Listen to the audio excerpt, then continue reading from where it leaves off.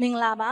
လေးစားအပ်ပါတော့ပေါမောက်ခဆရာဝန်ကြီးများနဲ့ကြွားရောက်လာကြတော့ဧည့်သည်တော်များအားလုံးပဲမင်္ဂလာနေ့လည်ခင်းလေးပါကျွန်မ Ryan Bright International Company Limited ရဲ့ Marketing Manager ဖြစ်သူမအားလုံးကိုလိုက်လဲကြိုဆိုအပ်ပါတယ်ရှင်ကျမတို့ Ryan Bright International Company Limited အနေနဲ့ကျန်းမာရေးနယ်ပယ်မှာကျွမ်းကျင်ပညာရှင်များနဲ့အမြဲတမ်းပူးပေါင်းပြီးပြည်သူလူထုအတွက်ရော Medical Fraternity အတွက်ရောအကျိုးရှိမဲ့ကျန်းမာရေးအစီအစဉ်တွေစိတ်ပညာဟောပြောပွဲတွေကိုအစဉ်မပြတ်လှုပ်ဆောင်လျက်ရှိပါတယ်။ဒီနေ့မှာလည်းပါမောက္ခဒေါက်တာဒေါ်မိုးမိုးစောနဲ့ပါမောက္ခဒေါက်တာဒေါ်အေးအေးစန်းတို့မှာ Acute Headache in Clinical Practice Looking Beyond Migraine ခေါင်းစဉ်ဖြင့် Scientific Talk ပွဲလေးဆွေးနွေးပြောကြားသွားမှာဖြစ်ပါတယ်ရှင်။ယနေ့ကျင်းပတဲ့အခမ်းအနားကိုအောက်ပါအစီအစဉ်များနဲ့တကွာကျင်းပပြုလုပ်မှာဖြစ်ပါတယ်။အစီအစဉ်တစ်အခမ်းအနားဖွင့်လှစ်ကြောင်းကြေညာခြင်းအစီအစဉ်နှစ်ပါမောက္ခဒေါက်တာဒေါ်မိုးမိုးစောမှအဖွင့်မှာစကားပြောကြားပေးခြင်းအစီအစဉ်သုံးပါမောက္ခဒေါက်တာဒေါ်အေးအေးစန်းမှ Acute Headache in Clinical Practice Looking Beyond Migraine ခေါင်းစဉ်နဲ့ပတ်သက်သည့်အကြောင်းအရာများကိုဆွေးနွေးမျှဝေခြင်းအစီအစဉ်Ryan Bright International Company Limited မှာစေမိတ်ဆက်ခြင်းအစီအစဉ်ကဆရာမကြီးများမှဆွေးနွေးမျှဝေသွားသည့်အကြောင်းများနှင့်ပတ်သက်၍ဧည့်သည်တော်ဆရာမများမှတီလိုသည့်များကိုပြန်လည်ဖြေကြားဆွေးနွေးပေးခြင်းအစီအစဉ်6ဆရာမကြီးများအား Ryan Bright International Company Limited မှာအမှတ်တရဂုဏ်ပြုပန်းစည်းပေးအပ်ခြင်းအစီအစဉ်9ကျေးဇူးတင်စကားပြောကြားခြင်းအစီအစဉ်10အခမ်းအနားပြီးဆုံးကြောင်းကြေညာခြင်းနဲ့အမတ်တရားဓာတ်ပုံရိုက်ကူးခြင်းအစီအစဉ်တို့ပဲဖြစ်ပါတယ်ရှင်။ပထမဦးစွာအစီအစဉ်1ရခမ်းနားဂုဏ်ယူစွာဖြင့်စတင်ကြောင်းကြေညာအပ်ပါတယ်ရှင်။အစီအစဉ်2အရအပွင့်မှာစကားပြောကြားပေးပါရန်အုံနောက်နဲ့အာရောကျော်အထူးကုဆရာဝန်ကြီးပေါမောက္ခဒေါက်တာဒေါ်မိုးမိုးစောကိုလေးစားစွာဖိတ်ကြားအပ်ပါတယ်။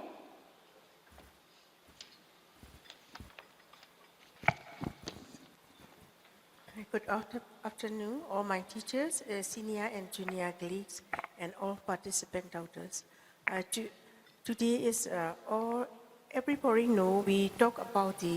headache disorders. Headache disorder is a very common thing. Every primary physician doctors, general practitioners, or internists, surgeons, all are facing with this headache problem in daily practice. Even these headaches are sometimes seem to be simple, but some headache disorders are very tricky, and some are acute, and their mimicry is sometimes very dangerous condition, leading to the dangerous condition.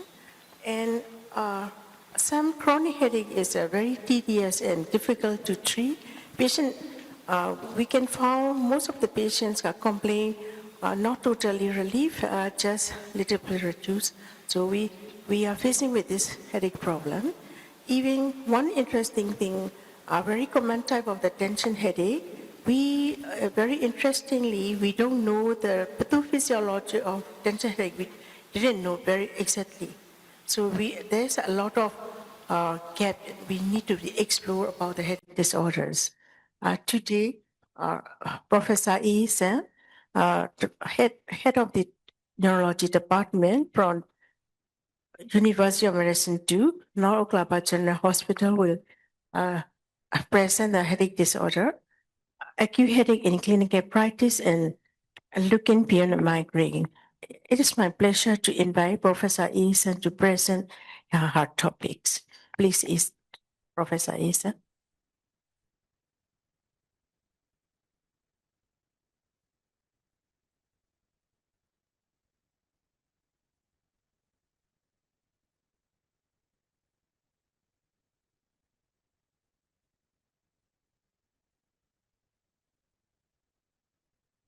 Thank you, Madam Momusa, for the kind introduction.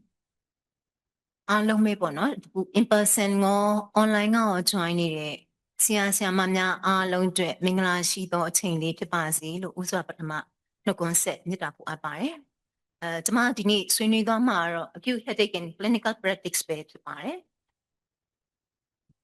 The headache down or the Mabono, the Mapata the lot. Nale the lovely pianle, now we beat it, the whole leave it to buy. Tomorrow to get headache specialist, you don't hope or not. အဲ့တော့ဒါလေးကျွန်မဖတ်ထားတဲ့ knowledge လေးကိုပြန် share လုပ်တာလေးပဲဖြစ်ပါတယ်အဲ့တော့ဒါလေးတွေလိုအပ်တာလေးတွေရှိရင်လည်းတခြား neurologist တွေကနေပြီးတော့ဝိုင်းဝန်းဆွေးနွေးပေးဖို့ပို့ကြိုတင်ပြီးတော့ကျွန်မမေတ္တာရပ်ခံပါတယ်လူနာတယောက်ကပေါ့နော်ကျမတို့စီကို acute headache နဲ့လာပြီးဆိုလို့ရှိရင် patient မှာ concerns တွေ expectation တွေရှိပါတယ်လားတူပဲကျမတို့ကုနေတဲ့ clinicians တွေမှာလည်း concerns တွေရှိပါတယ်patients ရဲ့ concerns တွေ expectations တွေကပါလဲဆိုလို့ရှိရင်သူခေါင်းထဲမှာများတစ်ခုခုရှိလို့ခေါင်းကိုက်နေတာလားเนาะဒါအရေးကြီးသလားစိုးရိမ်ရသလားဒီ concern တွေရှိပါတယ်ဒါကိုကျမတို့ကုတဲ့ clinician တွေကမရှင်းပြနိုင်ဘူးဆိုလို့ရှိရင်လေအဲ့ဒီပေါ့နော်ဘာကြောင့်ခေါင်းကိုက်နေတာကိုမသိရခြင်းကလည်းလူနာအတွက်ကခေါင်းကိုက်တာကိုပို့ပြီးတော့စိုးစီပါတယ်နောက်မြန်သူတို့ကခံစားနေရတဲ့ pain ကိုအမြန်ဆုံးပျောက်ချင်ကြတယ်သူဘာကြောင့်ခေါင်းကိုက်နေတာလဲဆိုတဲ့ clear diagnosis ကိုသိချင်တယ်ဒါကိုသူပြတဲ့ clinician ရဲ့နေပြီးမှ explanation လိုချင်ကြပါတယ်ချိန်ထဲမှာပဲကျမတို့ပုနေတဲ့လူနာပေါ့နော် clinicians တွေအနေနဲ့ကလည်းဒီ serious diagnosis များ miss ဖြစ်သွားမလားเนาะဘယ်ခေါင်းကိုက်တဲ့လူနာလာလို့ရှိရင်ဘာ investigation ရရမလဲ neurological investigation ကအများကြီးပဲပေါ့တခါတလေ imaging နဲ့မလုံလောက်ဘူးလမ်းတန်ချဖားတာမျိုးရှိတယ်အဲ့ဒါတွေနဲ့ရှာမတွေ့ပဲနဲ့ပေါ့နော်တခြား the special blood test တွေ power ရဲ့အထီသွားတာမျိုးတွေလည်းရှိတယ်ပေါ့နော်အဲ့တော့ဘယ်လို investigation တွေရွေးကြမလဲเนาะခန္ဓာလေးကြားလို့ရှိရင်အဲ့လိုမျိုးရှာတော့လေ diagnostic ကဘာမှန်းသိချာမသိချာတာမျိုးတာလေးလည်းတွေ့တတ်တယ်ပေါ့နော်ဒါတွေကလည်း clinicians တွေအတွက်ကို distress ဖြစ်စေပါတယ်နောက်လူနာအရင်ပျောက်ချင်ပြီပြီးတဲ့စီကသူတို့အတွက်ကမသက်သာဘူးဒီလိုမျိုးတည်လဲပေါ့နော်ဒီ clinicians တွေအတွက်က distressing ဖြစ်တယ်ဒါတွေအားလုံးဟာကျမတို့ clinician တွေမှာခေါင်းကိုက်တဲ့လူနာကိုကုရင်လည်းကိုယ်ပါခေါင်းကိုက်ရတဲ့အကြောင်းတရားတွေဖြစ်ပါတယ်ဒီ common pitfalls in management of acute headache ကိုကြည့်လိုက်မယ်ဆိုလို့ရှိရင်ဘာတွေဖြစ်လဲဆိုလို့ရှိရင်အများစုက secondary headache disorders တွေကို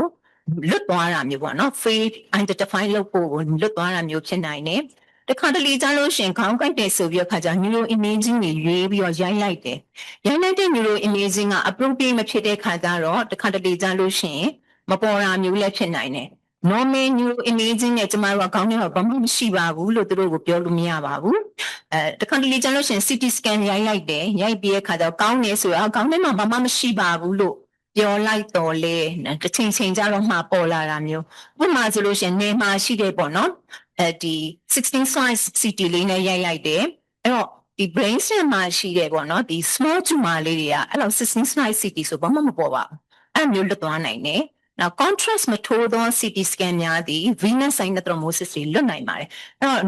NECT head လေးပေါ့နော် non contrast CT လေးရိုက်ပြီးတော့အကောင်းနဲ့ဘာမှမရှိပါဘူးလို့ပြောလိုက်ခြင်းသည်လေဒါသည်လေ very dangerous ပါနောက်အဲ့ဒါကြောင့်မလို့ history taking နော် neurological နဲ့ physical examination တွေဟာ headache လူနာတွေအတွက်ကအရန်အရေးကြီးတဲ့အချက်တွေဆိုတာကိုကျွန်မဒီ talk မှာကျွန်မ highlight လုပ်ချင်ပါတယ်နော်နောက်တစ်ခုကကျတော့ treatment မိုင်းမှာဆိုလို့ရှိရင်လေလူနာတွေကသူတို့ကခေါင်းကြီးအရန်ကိုက်နေတယ်ဒီဟာကိုကောင်းကောင်းမသက်သာအောင်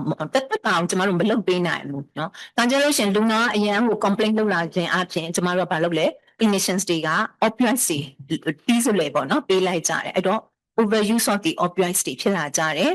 နောက်တစ်ခါတလေကြားလို့ရှိရင် diagnosis ကိုရှာတော့မတွေ့တော့ဒါဒီ serious condition မဟုတ်ပါဘူးဆိုပြီးတော့ premature diagnostic closure တွေလုပ်လိုက်ကြပါတယ်နောက်တစ်ခုကကျတော့လူနာရဲ့ concern ပေါ့နော်လူနာရဲ့ concern ကိုကျမတို့ကအမြဲတမ်းပေါ့နော်သတိထားပေးရမယ်သူကစိတ်ပူနေတာတမျိုးသူစိတ်ပူနေတာကိုကျမတို့ကမဖြေရှင်းပေးနိုင်ဘူးဆိုလို့ရှိရင်ဒါဒီ headache ရနေတော့လူနာကိုကုသတဲ့အခါမှာအောင်မြင်မှုရတယ်လို့ကျမတို့ကပြောလို့မရပါဘူး headache ဆိုတာpain involving the head or facial structure အဲ့တော့ခေါင်းကိုက်တာလည်းမဟုတ်ပါဘူးเนาะမျက်နှာပိုင်းဆိုင်ရာနာကျင်မှုတွေဒီလေဒါဒီ one of the headache disorders ဖြစ်ပါတယ်အဲ့တော့ဒီ headache ကဆိုလို့ရှိရင်เนาะတစ်နှစ်မှာဆိုလို့ရှိရင် global population ရဲ့တစ်ဝက်ဘယ်မှမရှင်ဘုံလောက်ကျော်ဟာဒီ headache နဲ့ affect ဖြစ်နေကြပါတယ်prevalence နဲ့ impact of the headaches ကဆိုလို့ရှိရင် different types and demographics ပေါ်မူတည်ပြီးတော့မှကွဲပြားပါတယ် headache classification ကိုကြည့်လိုက်မယ်ဆိုလို့ရှိရင်ကျမတို့ဒီ primary headache disorders တွေရှိတယ် secondary headache disorders ရှိရယ် primary headache ဆိုတာကကြတော့တခြား medical condition မရှိဘဲနဲ့ဖြစ်တဲ့ဟာကိုကျမတို့က primary headache disorders လို့ခေါ်ပါတယ် secondary headache ဆိုတာကတော့ another medical conditions တွေကြောင့်လို့ဖြစ်တဲ့ဟာကိုခေါ်ပါတယ် နောက်တတိယ group ကတော့ cranial neuralgias နဲ့ central နဲ့ primary facial pain နဲ့ other headache disorders တွေပါစတုထ group ကတော့ headache attributed to systemic disorders တွေ now in some group ကတော့ headache attributed to the disorders of the cranium or cervical structures တွေ now some group ကတော့ဒီတဲ့နေရာမှာပေါ့နော် classify လုပ်လို့မရတဲ့ other headache disorders ဆိုပြီးတော့ရှိပါတယ် primary headache disorders ဒီမှာဆိုလို့ရှိရင်ကျမတို့ဒီ migraine tension type headache ရှိမယ် trigeminal autonomic convulsions တွေရှိမယ် other primary headache disorders တွေရှိပါမယ် secondary headaches မှာဆိုလို့ရှိရင်တော့ကျမတို့ဒီတခြားပေါ့နော် another medical condition ကြောင့်မလို့ brain မှာလာပြီး affect ဖြစ်နေတဲ့ဟာတွေအဲ့ဒါပါလဲဆိုလို့ရှိရင် trauma or injury ကြောင့်ဖြစ်တဲ့ headache တွေ cranial or cervical vascular disorders တွေနော် arterial disorders venous sinus thrombosis တွေနော် cervical artery dissection တွေကြောင့်ဖြစ်တဲ့ဟာတွေနောက်တစ်ခါ non vascular intracranial disorders တွေအဲ့ဒါပါလဲဆိုလို့ရှိရင် infection တွေနော် intracranial hypertension နော် brain SOR တွေနောက်တစ်ခုကကျတော့ substance misuse ဒါမှမဟုတ်လို့ရှိရင်အဲ့ဒီ substance ရဲ့ withdrawal ကြောင့်ရတဲ့ဟာတွေအဲ့နောက်တစ်ခုကကျတော့ infection ကြောင့်ပေါ့နော် acute or persistent CNS infection ကြောင့်ရရဖြစ်နိုင်တယ်နောက်တစ်ခုကကျတော့ disorders of the hemostasis နော် hypoxia ကြောင့်လည်းကောင်းကိုင်းနိုင်တာပဲ hypercapnia ကြောင့်လည်းကောင်းကိုင်းနိုင်တာပဲနောက် hypertension hypotension တွေကြောင့်လည်းကောင်းကိုင်းနိုင်ပါတယ်Now the group are the disorders of the cranium, neck, eyes, the ears, the nose, the sinus, the not the mouth or other facial or cervical structures, the disorders, the jamlu headache, yare how secondary headache disorders look forward. Now cranial neuralgia ma papa solution, trigeminal neuralgia, glossopharyngeal neuralgia, no? Dariaro jabu maba, now occipital neuralgia reshi. Now, central cause of facial pain is shivame. Now, primary facial pain and other headache disorders dipame. Now, structural group today headache attributed to systemic disorders, vascular disorder solution, hypertension, hypotension, vasculitis, non-vascular solution, autoimmune disorders, no? SLE, rheumatoid, endocrine disorders, metabolic disorders, hematological disorders. Now, infection. CNS primary CNS infection မဟုတ်တဲ့တခြား systemic infection ကြောင့်လည်းခေါင်းကိုက်တာဖြစ်နိုင်ပါတယ်။ Now chronic systemic infections တွေ Now disorders of the hemostasis မှာ electrolyte နဲ့ fluid imbalance ကြောင့်မလို့လည်းကျွန်တော်တို့ headache ရနိုင်ပါတယ်။ Now pregnancy နဲ့ puerperium now perimenopausal period မှာရတဲ့ headache disorders တွေရှိတတ်ပါတယ်။ Now ဒီ headache attributed to the disorder of the cranium နဲ့ cervical structure ဆိုလို့ရှိရင်ဒီ skull bone fracture, skull bone tumor တွေကြောင့်လည်းခေါင်းကိုင်းနိုင်တယ် joint disorders တွေဖြစ်တဲ့ဒီ TM joint disorders တွေ cervical spine disorders တွေဒါတွေကလည်းခေါင်းကိုင်းနိုင်တယ်နောက် muscle disorders ကြောင့်မလို့လည်းခေါင်းကိုက်တာဖြစ်နိုင်ပါတယ်နောက်ဆုံး group ကတော့ other headache ကတော့ဘယ်ထဲမှာ classify လုပ်လို့မရတဲ့ဟာကိုကျမတို့က other headache disorders ဆိုပြီးတော့သတ်မှတ်လိုက်ပါတယ်အဲ့တော့အများစုကပေါ့နော်လူနာတွေခေါင်းကိုက်တဲ့လူနာအများစုကတော့ primary headaches တွေပဲဖြစ်ကြပါတယ်။သို့တော်လေ secondary headaches ကိုလည်းကျမတို့ကမေ့ထားလို့မရပါဘူး။ဒါက miss ဖြစ်သွားပြီဆိုလို့ရှင်သူဒီ life threatening condition ဖြစ်ပါတယ်။အဲ့ဒီအတွက်ကြောင့်မလို့ secondary headache disorders တွေကို miss မဖြစ်ဖို့အတွက်ကျမတို့ကအရန် view site ဖို့လိုပါတယ်။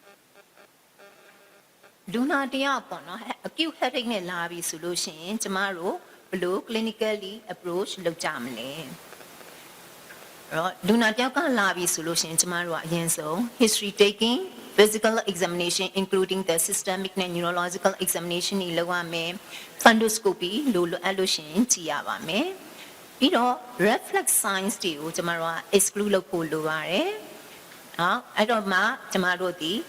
အားလုံး exclude လုပ်ပြီးပြီဆိုလို့ရှိရင်ဒါဒီ primary headache disorder လားဆိုတဲ့ဟာကိုဆုံးဖြတ်ဖို့လိုပါတယ်ပထမတစ်ပိုင်းအနေနဲ့ကျမတို့ headache လူနာတယောက် acute headache နဲ့လာပြီဆိုလို့ရှိရင် history taking ဘာတွေလုပ်မလဲ examination တွေဘာတွေလုပ်မလဲကြည့်အောင် အများစုကဘာတွေလုပ်ကြည့်ရမလဲဆိုလို့ရှိရင်နံပါတ်1က clinical history taking မှာ characteristic of the pain เนาะဒါတွေကိုကြည့်ရမယ်အဲ့တော့ characteristic မှာပါလဲဆိုတော့ location ဘယ်ဟာစလာလဲ quality ကဘယ်လိုဖြစ်နေသလဲ intensity ကဘယ်လောက်ဆိုသလဲ duration ကဘယ်လောက်ကြာပြီလဲဒါတွေကိုကျမတို့ကမေးရပါမယ်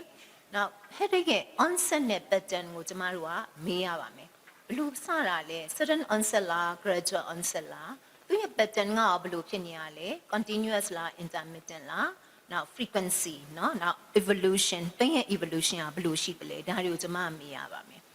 associated features တွေအနေနဲ့ nausea vomiting တွေရှိသလား photophobia phonophobia တွေရှိသလားเนาะ oral ရှိသလား dizziness vertigo ရှိသလား lacrimation nasal congestion red eyes တွေ ptosis တွေရှိသလားဒါတွေကိုကျမတို့ကမေးဖို့လိုပါတယ်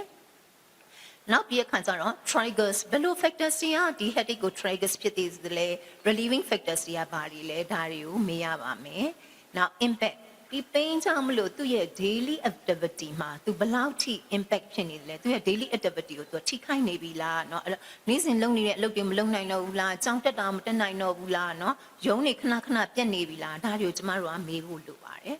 နောက် medical history အနေနဲ့လည်းလက်တလောဘာဆေးတွေများ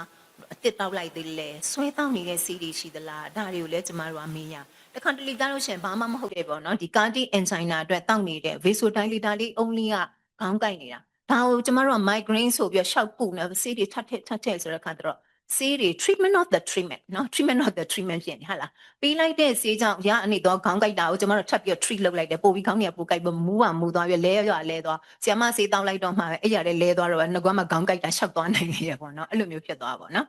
အဲ့တော့ဘာလဲဆိုလို့ရှင်ဒါလေးဆိုလို့ရှင်ဒီ vasodilator လေးကိုဖြုတ်လိုက်ပြုံနဲ့ကိုကျမတို့ကခေါင်းကိုက်တာတက်တာသွားမှာပါအဲ့တော့ဒါဒီလည်းအရေးကြီးပါတယ်နောက်တစ်ခုက relevant history เนาะ past history မှာ hypertension ရှိသလားအရင်တော့ migraine ဖြစ်သလား head injury ရဘူးသလား sinus diseases တွေဒါတွေကိုကြည့်ရမယ်နောက် family history မေးရမယ်အမျိုးသမီးဆိုလို့ရှိရင် menstrual history ကိုမေးရပါမယ်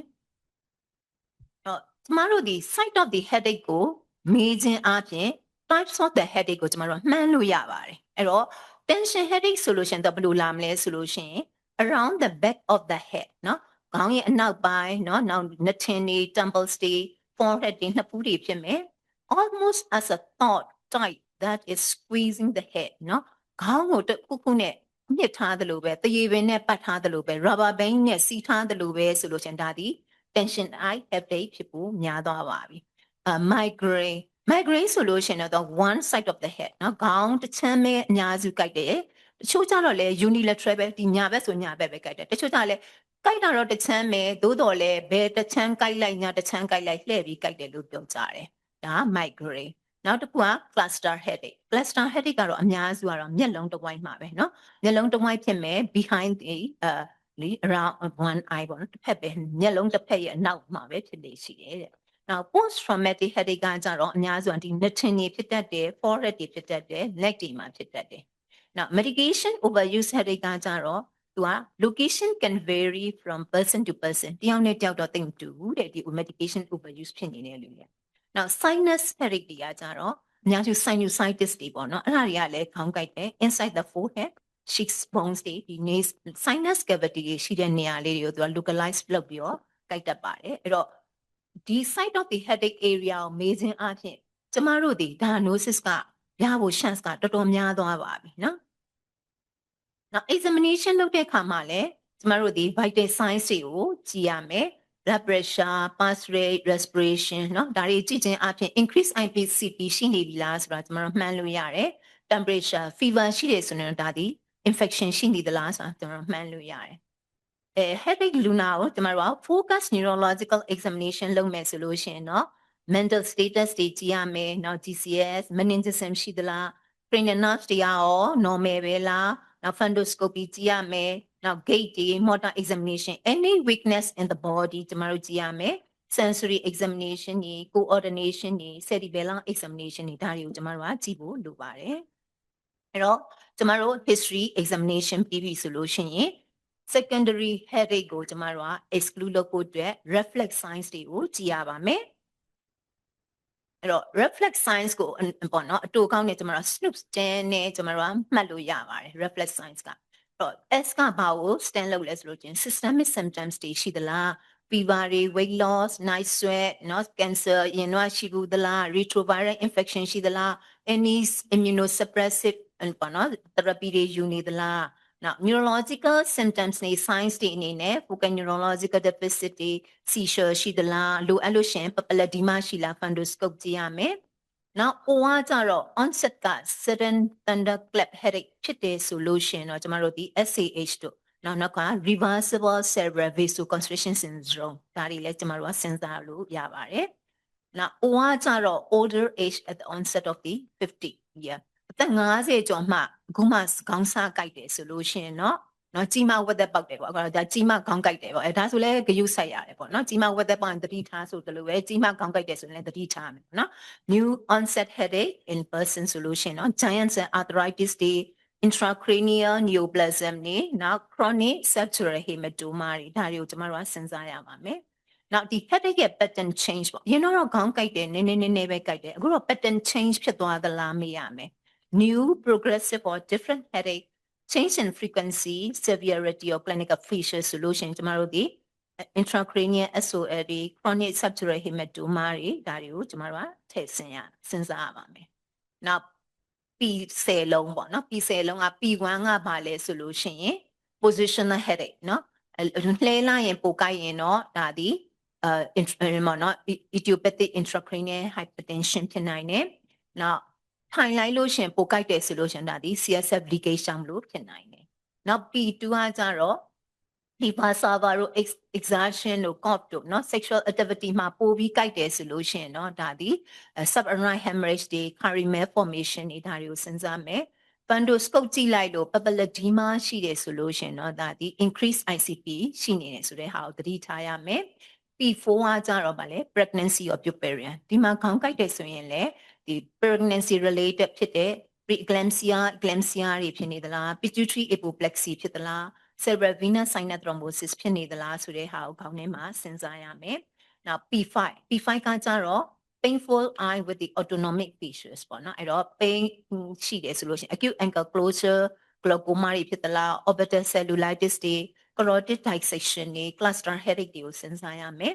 နောက် trauma ရပြီးတော့မှခေါင်းကိုက်တာဆိုလို့ရှိရင်နော် ICH ဖြစ်နေသလား cervical artery dissection ရှိသလားเนาะ CSF leakage များဖြစ်နေသလားဆိုတဲ့ဟာကိုကျမတို့ကစဉ်းစားရမယ် P7 ကတော့ pathology of the immune system immunosuppressive condition ရှိတယ်ဆိုလို့ရှိရင်เนาะ CNS မှာ opportunistic infection ကြောင့်ဖြစ်တဲ့ဟာတွေ CNS lymphoma တွေကိုစဉ်းစားမယ်နောက် painkiller တွေအရင်တောက်တယ်ဆိုလို့ရှိရင်เนาะ medication overuse headache ကိုစဉ်းစားမယ်နောက် P9 ကတော့ progressive headache atypical solution နဲ့ကျမတို့ဒီ intracranial mass တွေเนาะ hematoma တွေ inflammation or infiltrative disorders တွေစဉ်းစားမယ်နောက်ဆုံး P10 ကတော့အရင်တုန်းကprevious headache မရှိဘူးပေါ့เนาะဒါမှမဟုတ်လို့ရှိရင်အရင်ကြိုက်တာနဲ့ different ဖြစ်လာတဲ့ solution ကျမတို့ဒီ SAH တို့เนาะ intracranial hemorrhage တွေ other secondary headache တွေကိုစဉ်းစားဖို့လုပ်ပါတယ်ဘလို့လူနာမျိုးခေါင်းကိုက်တဲ့လူနာတိုင်းကိုကျမတို့ဒီ imaging ရိုက်ကြမှာလားပေါ့เนาะအဲ့ဒါဆိုလို့ရှိရင်တော့เนาะ CT တွေဆိုရစီအောင်ဆိုလို့ရှိရင် CT ဆက်ကတော့ခဏလေးပြတ်သွားမှာပဲเนาะအပြင်စီအောင်ဆိုရင်တော့သူတို့ရတော့1 on 1တောက်မှာပေါ့เนาะသို့တော်လဲလူနာတွေရဲ့ cost ပေါ့เนาะ cost ကတော့အရင်တက်သွားလိမ့်မယ်မလိုအပ်ပဲနဲ့ imaging တွေရိုက်နေတယ်ဟာအဲ့တော့ဘလို့လူနာမျိုးကိုကျမတို့ neuro imaging ရိုက်မလဲ urgent referral လုပ်မလဲဆိုလို့ရှိရင်တဲ့change in established headache pattern or worst headache ever ဒါပထမဆုံးကြိုက်တာဒါပေမဲ့တက်နဲ့တကူဒါအကြိုက်ဆုံးပေါ့ဒါတခါမှမကြိုက်ဘူးတော့ခေါင်းကြိုက်တာမျိုးဆိုလို့ရှင်ဒါအရေးကြီးပါတယ်တဲ့သို့မဟုတ်အရင်တုန်းကခေါင်းကြိုက်တဲ့ပုံစံနဲ့ pattern change ဖြစ်သွားပြီဆိုရင်လေဒါဒီအရေးကြီးတဲ့ခေါင်းကြိုက်ခြင်းဖြစ်ပါတယ်နောက်ဆန်းလိုက်တဲ့အခါမှာ neurological signs တွေ seizure ရှိတယ်နောက်အစောနာလို့အသက်ကြီးမှခေါင်းကြိုက်တယ်နောက် persistent headache ဘာသာပါမယ်နော်အစောနာ exertion လုပ်လိုက်တယ်နော် cough လုပ်လိုက်တဲ့ချိန်မှာပိုကြိုက်တယ်ဆိုရင်လေဒါဒီအရေးကြီးတဲ့ headache ဖြစ်တယ်Now, increasing severity. Now, systemic disorders ဖြစ်တဲ့ fever, hypertension, major weight loss တွေရှိတယ်။ thunderclap headache ဖြစ်တယ်ဆိုလို့ရှိရင်လည်းဒါကျမတို့ကsecondary headache ဆိုတဲ့ဟာကိုခေါင်းထဲမှာထည့်ပြီးစဉ်းစားဖို့လိုပါတယ်။အဲ့တော့ red flag signs တွေကျမတို့ exclude လုပ်ပြီးပြီဆိုလို့ရှိရင်เนาะ primary headache disorders ဖြစ်ဖို့တော့များသွားပါပြီ။အဲ့တော့ဒါတော့ primary headache disorder ပဲဆိုပြီးအခါကျတော့ကုလိုက်သမျှ migraine ကြီးလိုက်ကူတော့နော်တကယ်လို့ diagnosis ကမှားနေလို့ရှင် pain ကမသက်သာပြန်ဘူး။အော်ဒီ primary headache disorders တွေမှာလည်း ပေါ့နော်အများကြီး type တွေကအများကြီးရှိပါတယ်အဲ့တော့ဘယ် type ကိုဘယ်လိုကုရမလဲဆိုတာဒီမှာ patient ရဲ့ expectation ဖြစ်တဲ့ pain relief ကိုကျမတို့ကပေါ့နော်ဟို mission ပြောက်အောင်ကျမတို့ကကုနိုင်ပါမယ်ဒါမှလည်း clinician ကပေါ့နော်တေချာပေါ့နော်ဒီ specific treatment ကိုပေးနိုင်မှဒါလျှင်လူနာလည်းသက်သာမယ်ဒါမှလည်းဟိုကျမတို့ရဲ့ကုသမှုကပြီးမြောက်အောင်မြင်တယ်လို့သတ်မှတ်ရမှာပါလာသမျှအားလုံးကို migraine treatment ဒါ migraine ပဲ primary headache တိုင်းနေ migraine မဟုတ်ပါဘူးပေါ့နော်ဒါလေးကိုကျမ emphasize လုပ်ချင်ပါတယ်အဲ့တော့ migraine ဆိုတာဘာလဲပေါ့နော် migraine ရဲ့ prevalence ကိုကြည့်မယ်ဆိုလို့ရှိရင်အများစုကအမျိုးသမီးတွေမှာပိုဖြစ်တယ်အသက်25နဲ့44ကြားမှာဖြစ်ပါတယ်အဲဒါကြောင့်မလို့အသက်50ကျော်မှခေါင်းကိုက်တာကိုတော့ migraine ဆိုပြီးတော့မကုကြပါနဲ့ပေါ့နော်ဒါလေးပြောချင်ပါတယ်အဲ့တော့ migraine မှာ type ကအားလုံး9မျိုးရှိပါတယ် migraine without aura အဲဒါကိုကျွန်တော်တို့ common migraine လို့ခေါ်ပါတယ်နောက် migraine with aura classic migraine လို့ခေါ်ပါတယ်နောက် chronic migraine ဆိုတာရှိတယ် hemiplegic migraine vestibular migraine retinal migraine နဲ့ menstrual migraine ဆိုပြီးတော့ migraine မှာတိုက်က9မျိုးရှိပါတယ်နော်အော်ကရင်နေလိုပဲပိုးကရင်ဟလာနော်သကောကရင်အဲ့လိုမျိုးတွေနဲ့အများကြီးပဲ migraine က9ခုတောင်ရှိတယ်မျိုးခွဲတွေကနော်အဲ့တော့ migraine without aura ဆိုတာကဘယ်ဟာကိုပြောတာလဲဆိုလို့ရှိရင်တဲ့ခေါင်းကိုက်တာဒီ9ချိန်နဲ့အထက်ရှိရမယ်ဒီအောက်မှာပေါ်ပြထားသော criteria တွေနဲ့ပြည့်စုံရပါမယ်တဲ့duration of headache က4နိုင်ရနေ82နိုင်အတွင်းကြာရမယ်တဲ့တကယ်လို့တေချာပေါ့နော်ကုသမှုမပေးဘူးဆိုလို့ရှိရင်ပြီးတော့ headache ရဲ့ character ကလည်းအနည်းဆုံးအောက်မှာပေါ်ပြထားတဲ့4ချက်ထဲက2ချက်နဲ့ကြိုက်ရမယ် unilateral တစ်ချက်နဲ့ကြိုက်ရမယ် pulsation နော်ဒိန်းဒိန်းနဲ့အထဲထဲကနေခုန်နေတယ်လို့မျိုး pulsating quality ဖြစ်ရမယ် moderate severity intensity ရှိရမယ်နောက် physical activity လုပ်လိုက်လို့ရှိရင် headache ပိုဆိုးတယ်ဒါမှမဟုတ်ရင်ခေါင်းကိုက်လွန်းလို့ဒီ physical activity ကိုရှောင်တာမျိုးတွေဖြစ်ရမယ်တဲ့နောက်တစ်ခုကကြတော့ at least one of the following အဲ့ headache ရနေတဲ့အချိန်အတွင်းမှာ nausea vomiting ရှိရင်ရှိလို့မဟုတ် photophobia phonophobia ရှိရပါမယ်တဲ့အဲ့ဒါကိုကျွန်တော်တို့က migraine without aura လို့ခေါ်ပါတယ်နောက်တစ်ခုကကြတော့ migraine with aura ပါmigraine with aura ကြတော့သူက5ချိန်မလို့တော့ခေါင်းကိုက်တာ2ချိန်နဲ့တင်သူကလုံလောက်သွားပြီเนาะ at least 2 headache attacks plus following criteria အောက်ကပြောထားတဲ့ criteria 2မျိုးတွေက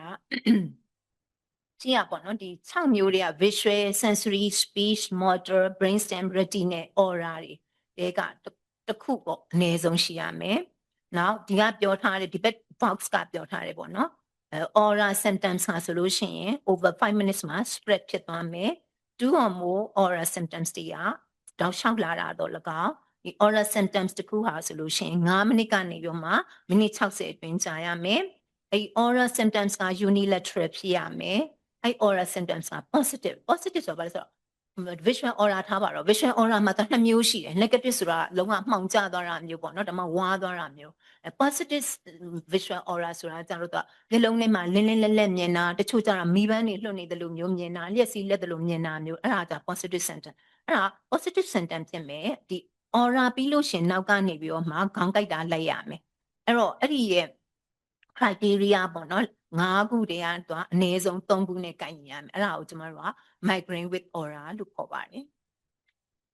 chronic migraine ကကြတော့ဗာလဲဆိုလို့ရှိရင်တစ်လကိုအနည်းဆုံး15ရက်ကိုက်ရမယ်လောက်ဝက်လောက်ကိုက်နေရမှာပေါ့နော်အဲ့ဒါဒီကိုက်တာဒီလေ3လနဲ့အထက်ကိုက်ရမယ်နော်3လကျော်သွားရမယ်အဲ့ဒီထဲမှာ8ခါကိုက်တော့ပေါ့နော် at least 8 of those days meeting the diagnostic criteria for migraine attack နော်အဲ့တော့ migraine attack နဲ့ဦးတူရမယ်အဲ့8ခါလေနော်တခြား headache disorder တွေနဲ့မကိုက်ညီရဘူးတဲ့အဲ့ဒါကိုကျွန်တော်တို့ chronic migraine လို့ခေါ်ပါတယ်တဲ့နောက် hemiplegic migraine ဆိုတာကြတော့ migraine with aura အဲ့ဒီ plus motor weakness ရှိရမယ်အဲ့ motor weakness လို့ပြောတော့ညာလဲတချို့တွေက sensory တွေ speech တွေ language symptoms တွေလဲသူကဖြစ်နိုင်တယ်တဲ့အဲ့ဒါဒီလဲ fully reversible ဖြစ်ရမယ်အဲ့ဒါကိုကျွန်တော်တို့ hemiplegic migraine လို့ခေါ်ပါတယ်နောက် vestibular migraine ဆိုတာကတော့သူကဒီ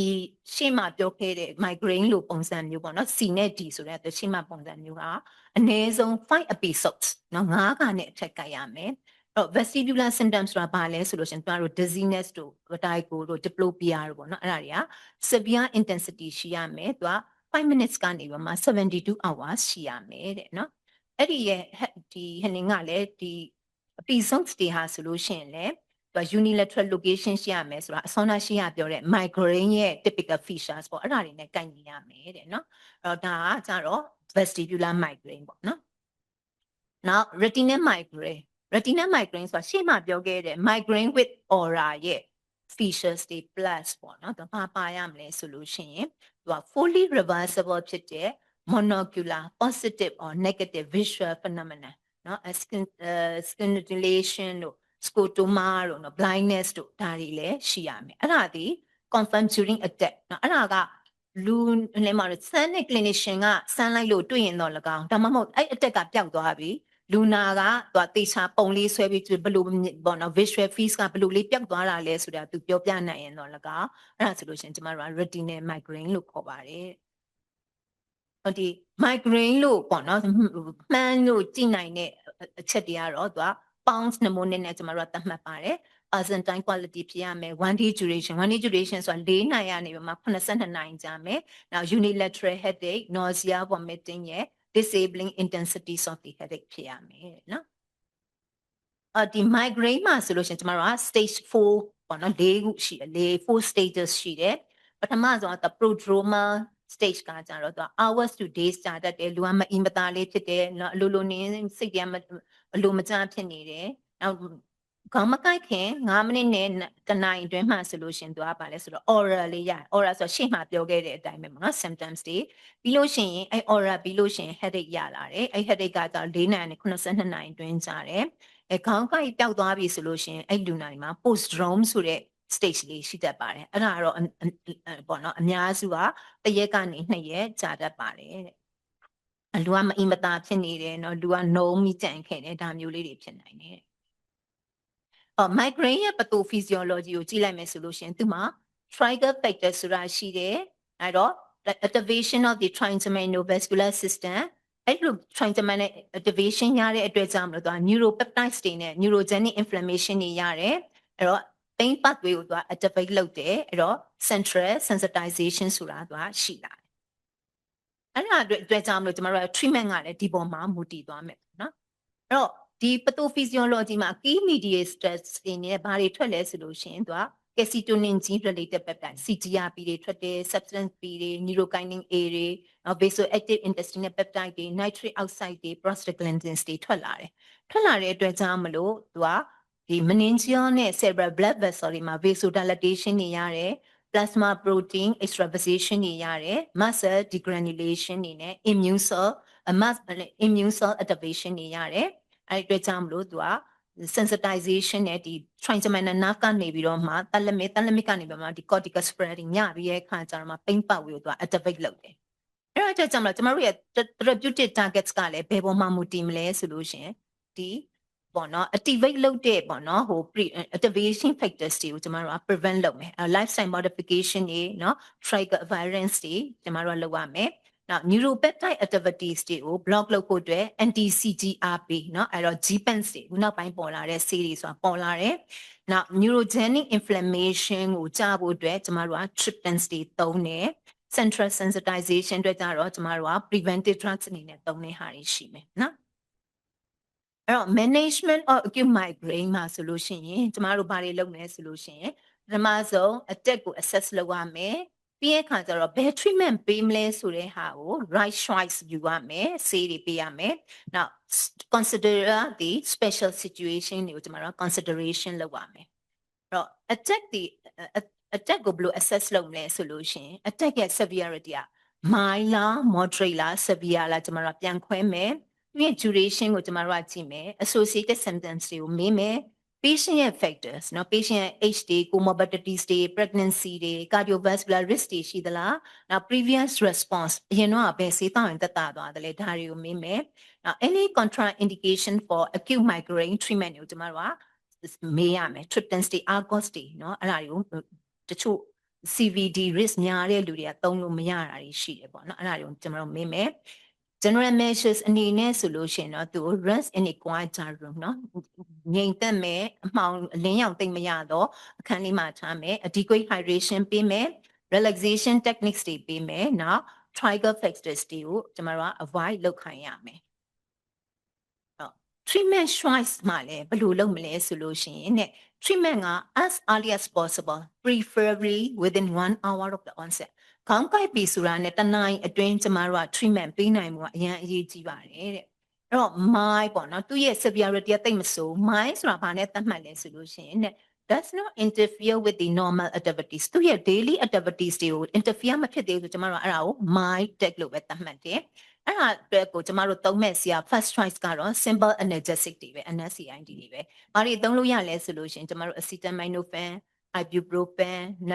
naproxen aspirin diclofenac ဒါတွေသုံးလို့ရတယ်အဲ့ဒါတွေမှာ treatment က response မလုပ်ဘူးဆိုလို့ရှိရင် another different NSAID ဒါမှမဟုတ်လို့ရှိရင် dose လေးတိုးပြီးတော့ပေးချင်မလားစဉ်းစားမယ်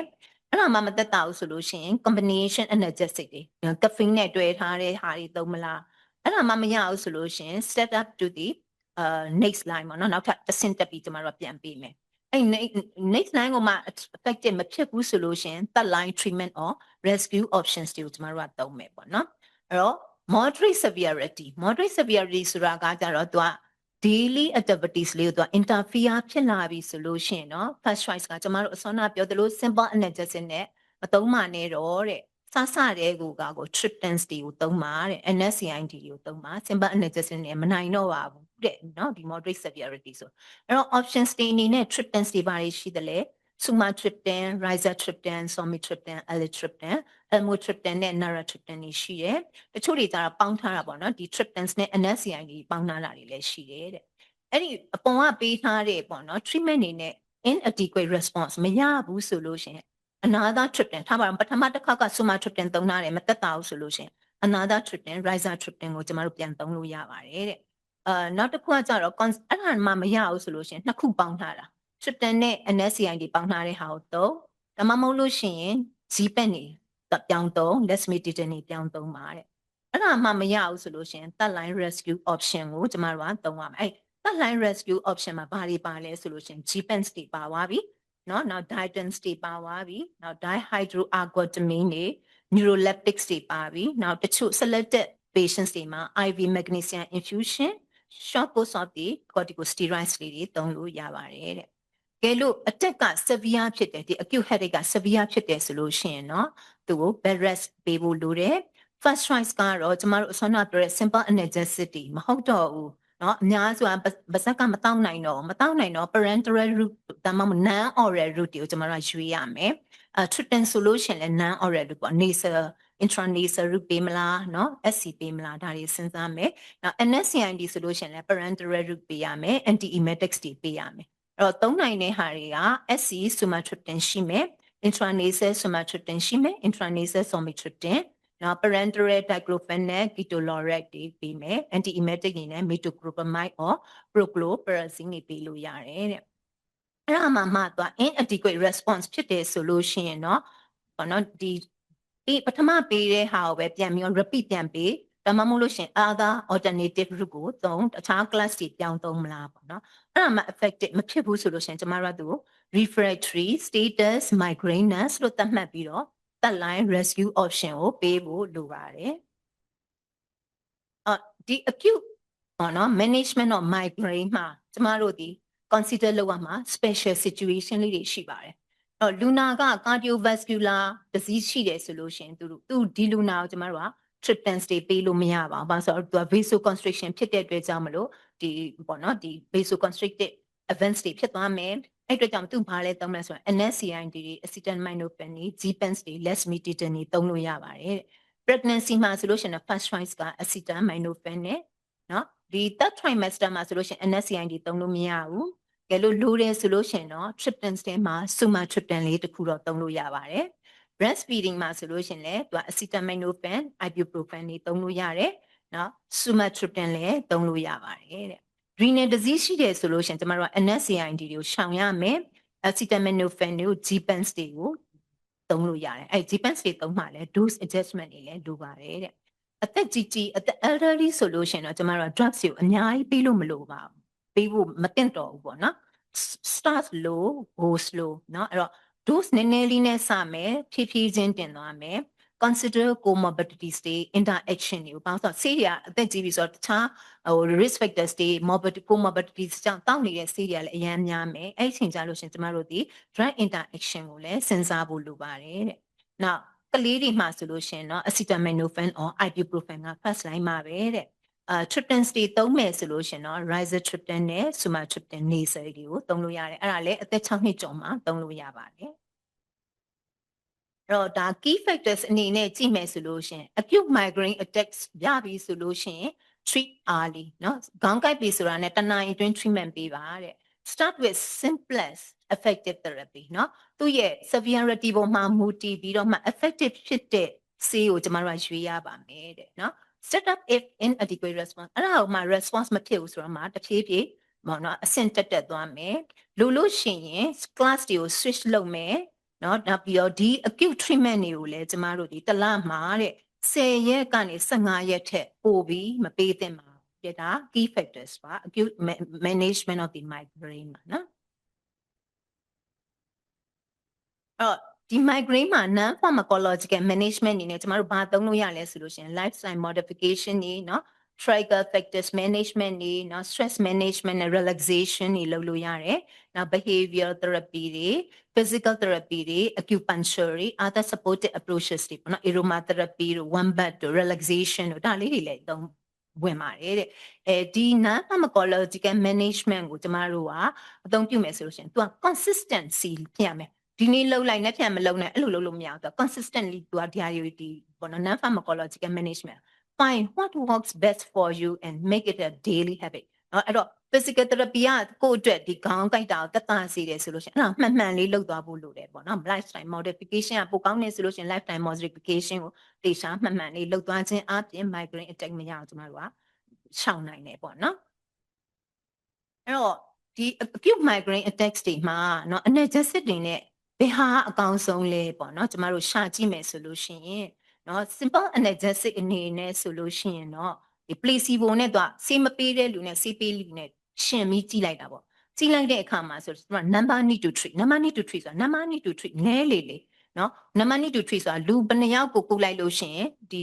ပေါ့နော်ဒီဆေးက effective ဖြစ်လဲဆိုတာကြည့်တာအဲ့တော့လူနည်းနည်းလေးကိုကုရလေဆေးက effective ဖြစ်လေပေါ့အဲ့တော့ကျမတို့ကြည့်လိုက်မယ်ဆိုလို့ရှိရင် ibuprofen နဲ့နော်ဒီ naproxen နဲ့ sumatriptan ပေါင်းထားတဲ့ဟာတွေကသူက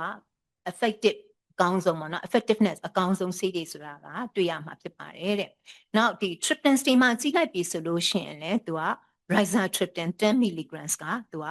number need to treat ကအနည်းဆုံးဖြစ်တဲ့အတွက်ကြောင့်မလို့သူဒီ effective ဖြစ်တဲ့ဆိုတဲ့ဟာကိုတွေ့ရမှာပါတဲ့နော်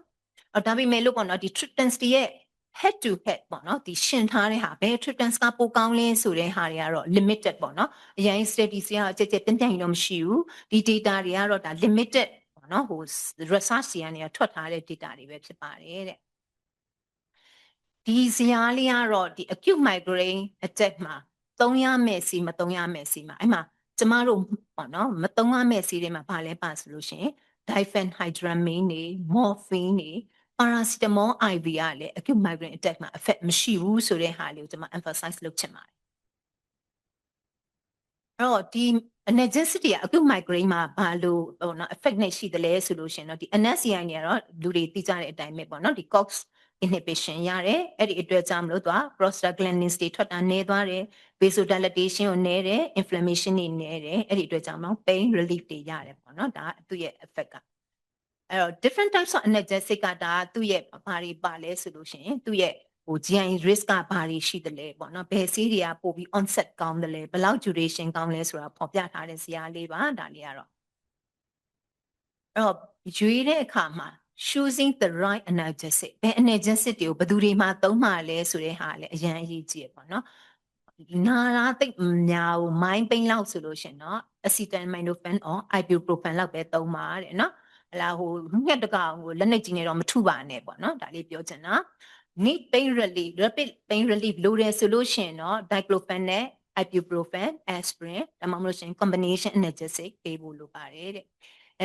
အတက်က prolong ဖြစ်သွားပြီဆိုလို့ရှိရင်တော့ naproxen ကကောင်းပါတယ်တဲ့ pregnancy ဆိုလို့ရှိရင်တော့ acetaminophen ကိုပဲသုံးပါတဲ့ GI risk တွေများတယ် elderly patient ဆိုလို့ရှိရင်တော့ acetaminophen ကအကောင်းဆုံးပါပဲတဲ့နော်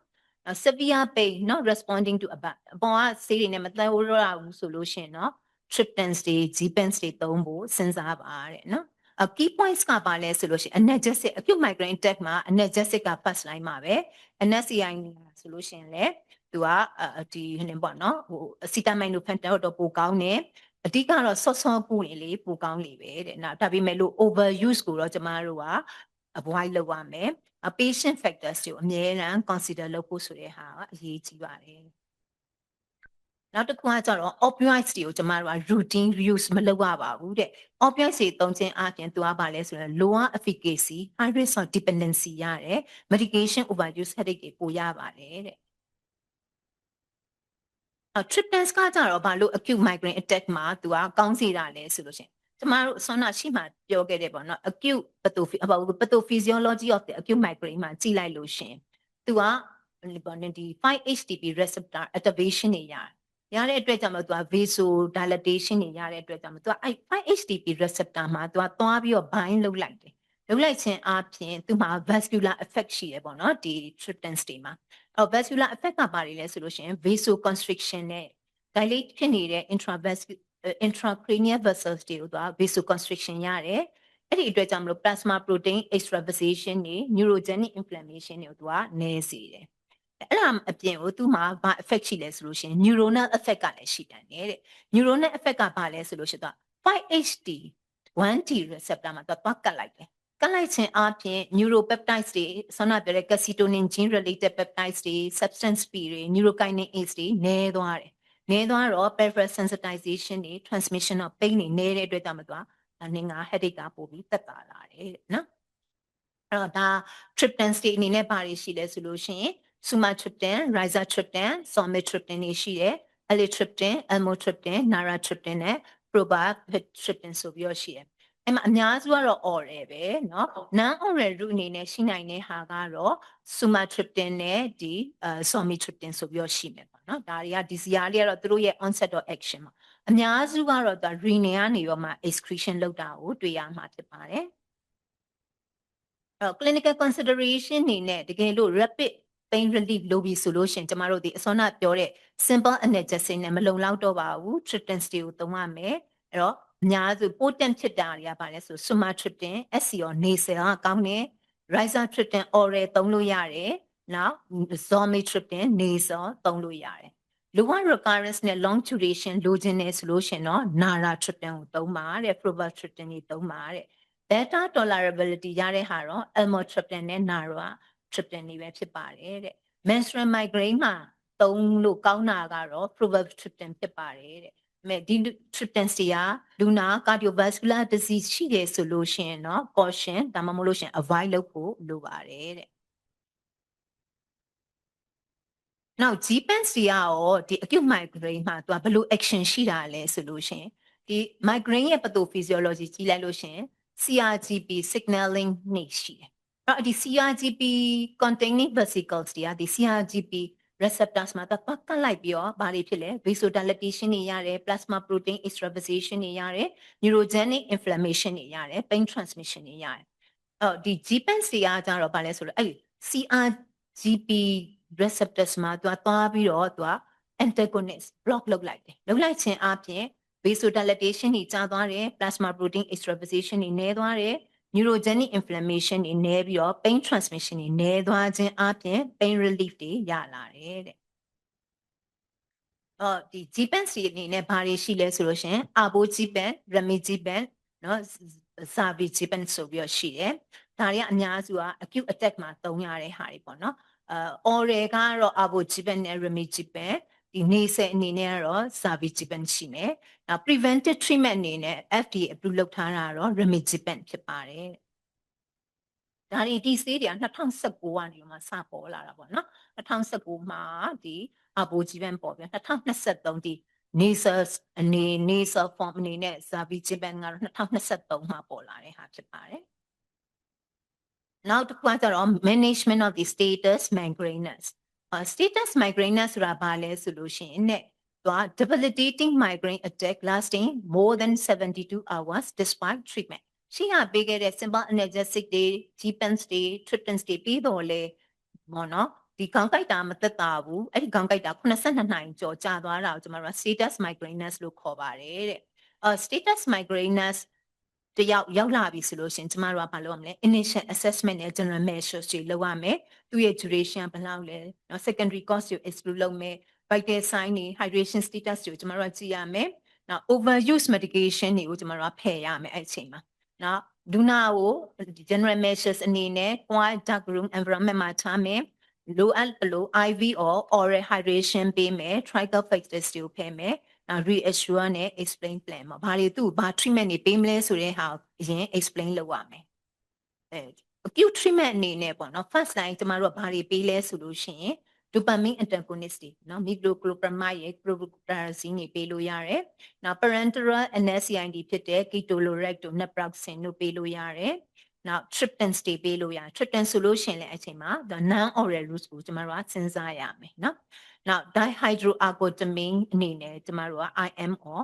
IV ပေးလို့လည်းရတယ်။နောက်တကယ်လို့အဲ့ဒါတွေနဲ့မှမသက်သာဘူးဆိုလို့ရှိရင် rescue therapy အနေနဲ့ corticosteroids တွေသုံးလို့ရတယ်။တချို့ selected patient တွေမှာဆိုလို့ရှိရင်တော့ magnesium sulfate infusion တွေပေးလို့ရပါတယ်။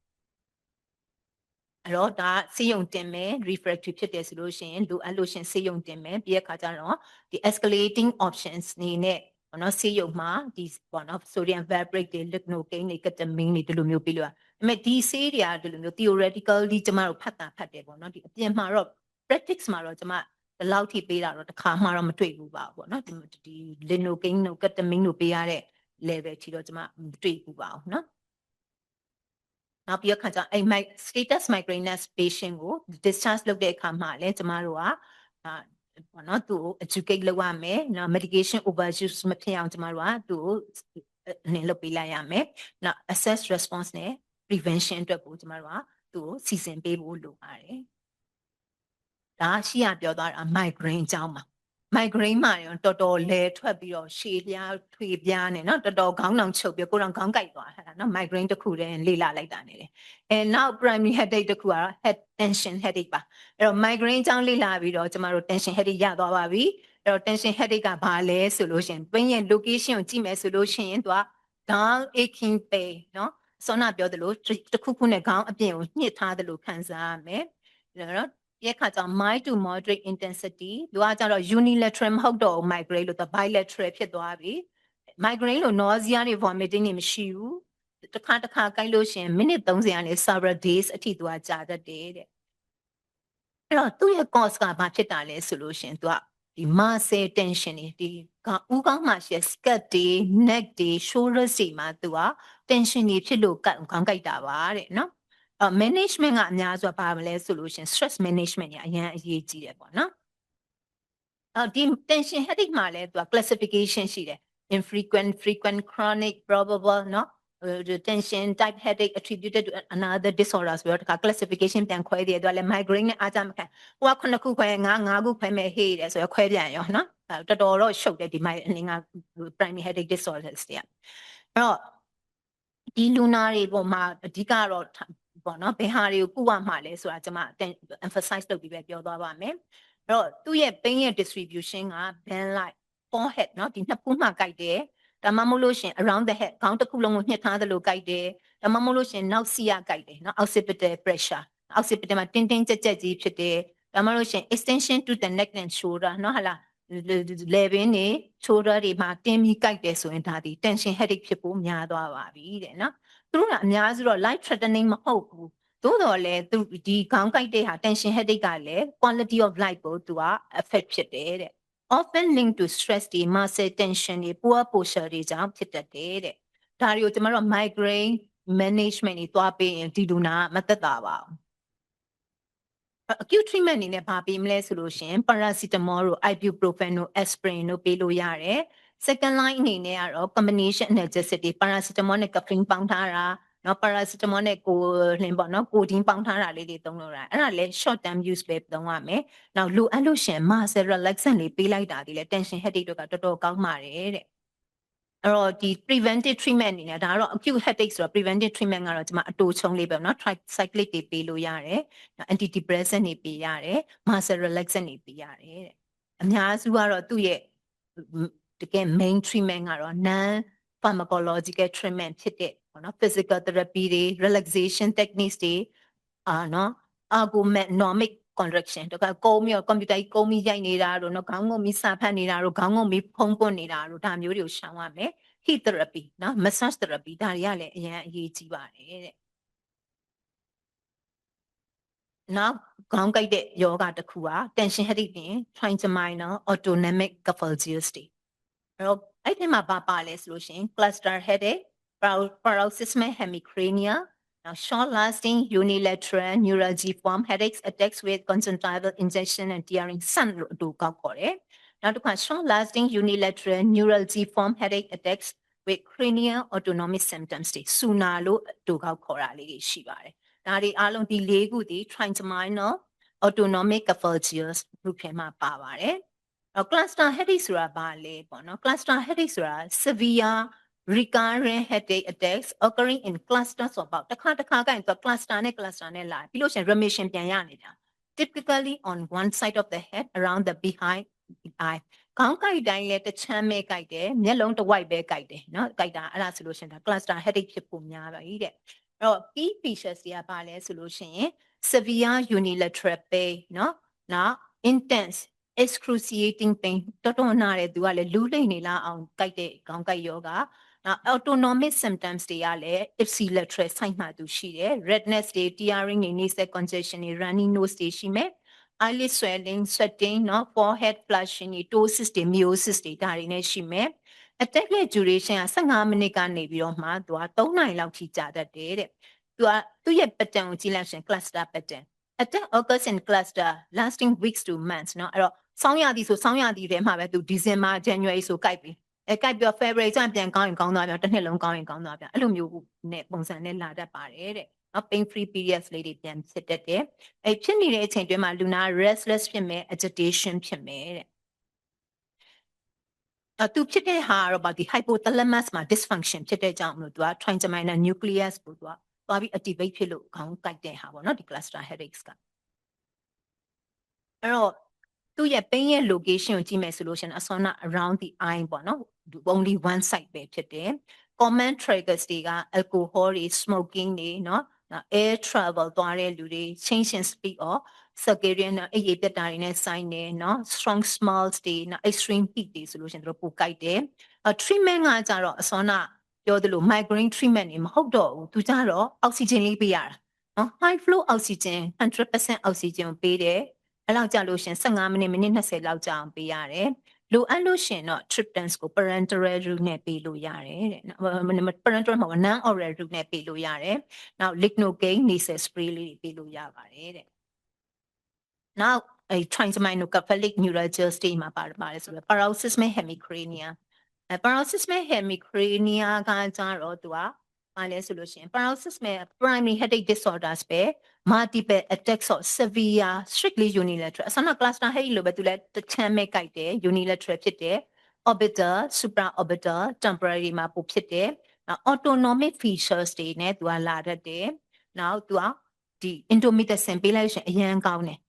နော်အဲ့တော့ pain ရဲ့ location supraorbital orbital temporal မှာသူဖြစ်တတ်တယ်အဲ့တော့ autonomic features တွေကဘာလဲဆိုလို့ရှိရင်ဒီ eyes တွေမှာ conjunctival injection တွေရမယ် lacrimation တွေ nasal congestion တွေ eyelid edema တွေနောက် forehead or facial swelling တွေရမယ် miosis တို့ ptosis တို့ပါလားအဲ့ဒါတခါကြလို့ဟာခေါင်းကိုက်ပြီး ptosis ရသွားပြီเนาะအဲ့ဒါခါကျထဲထဲမှာများ aneurysm များပေါက်သွားသလားပေါ့နော်လူတွေကကြောက်ကြတယ်အဲ့အချိန်နဲ့လာလို့ရှင်နော်နောက်တစ်ခါကျတော့ restless နဲ့လူကလည်း agitation ဖြစ်တယ်အဲ့ဒါတွေက emergency ရောက်လာပြီဆိုလို့ရှိရင် ptosis ကလည်းရှိaneurysm rupture များဖြစ်သွားပြီလားပေါ့နော်ကြောက်အားနဲ့ကျမတို့မှလည်းအဲ့လိုကြည်ရတဲ့ဟာမျိုးတွေရှိတတ်တယ်ပေါ့နော်အဲ့တော့သူ့ရဲ့ treatment ကကြတော့သူက indomethacin ပဲတဲ့ first line treatment ကတကယ်လို့ indomethacin ကို tolerate မဖြစ်ဘူးဆိုလို့ရှိရင်တော့ COX-2 inhibitor ဖြစ်တဲ့ celecoxib တွေ topiramate တွေပေးလို့ရတယ်ဒါပေမဲ့သူတို့ဒီ indomethacin ကိုမမှီပါဘူးတဲ့ indomethacin ကလည်း the best choice ပါပဲတဲ့ cluster headache ဟို paroxysmal hemicrania မှာနော်နောက်တစ်ခုက sun နော် sun ဆိုတာကကြတော့သူကshort lasting unilateral neuralgiform headache attack with conjunctival injection နဲ့ tearing သူလည်း primary trigeminal autonomic convulsion ပဲသူက very frequent ခဏလေးပဲသူ very short duration unilateral ဖြစ်မယ် conjunctival injection နဲ့ tearing ရှိရမယ် နော်အဲ့ဒါကြောင့်မလို့သူ tearing ဆိုတာနောက်ဆုံးက tearing နော်ဟာလားသူ့ရဲ့ site ကဘယ်နေရာလဲဆိုလို့ရှိရင် supra orbital နဲ့ temporal နဲ့နောက် trigeminal distribution area လေးလည်းတစ်ခါတလေဖြစ်တတ်တယ်တဲ့နော်autonomic features တွေရှိတယ်နောက် conjunctival injection နဲ့ tearing ရှိရမယ်key features တွေကပါလဲဆိုလို့ရှိရင်သူက short duration တစ်ခါထိုးလိုက်ပြီဆိုတော့သူကစက္ကန့်ပိုင်းလောက်ပဲကြာတာနော်နောက် strictly unilateral တစ်ဖက်ပဲထိုးတယ် very high frequency တရက်ထဲကိုအကြိမ်မနော်10ကနန်းကနေရာကနန်းအထိခဏထိုးနေတယ်အဲ့ဒီပိန်းကလေ Augustin cluster သူလည်း days to weeks အတွင်းမှာပြန်ဖြစ်တတ်တယ် remission ကကြောင့် weeks to months တိကြာတတ်တယ် mail တွေမှာပို့ပြီး comment ဖြစ်တယ်သူ့ရဲ့ features က pain plus နော် conjunctival injection tearing plus or minus နော် autonomic features ကရှိချင်ရှိမယ်မရှိtreatment ကကြတော့ဘာတွေပေးလဲဆိုလို့ရှိရင်သူက lamotrigine ပေးလို့ရတယ်နောက် topiramate နဲ့ gabapentin oxcarbazepine တွေပေးလို့ရတယ် refractory cases လို့ combination therapy နဲ့ occipital nerve stimulation သူ့အတွက်ကတော့ acute treatment ကတိတ်မရှိဘူးလို့ပြောကျွန်မဖတ်ကြည့်တာလေအများစုကဒီ line တွေရတယ်ဒီဆေးတွေကလည်းပေါ့နော် preventive အနေနဲ့ပေးတာပဲဖြစ်တယ်တဲ့ဆန်ပါလေနောက် trigeminal camptobrachydactyly neuralgia ဆိုတာ SUNA ပေါ့နော်SUNA ကကြတော့သူလည်း primary headache disorder ပဲသူက brief unilateral head pain attacks trigeminal distribution အစောနဆန့်လို့ပဲသူရဲ့ location အဲ့ဒါနဲ့တူတယ် accompanied by ipsilateral cranial autonomic symptoms but without conjunctival injection and tearing အစောနဆန့်နဲ့မတူတာသူ tearing နဲ့ conjunctival injection တွေမရှိဘူးဒီသူရဲ့ attack patterns ကလည်းဆန့်နဲ့တော့တော်တော်တူတယ်เนาะ attack ကတစ်ခါဖြစ်လို့ရှိရင်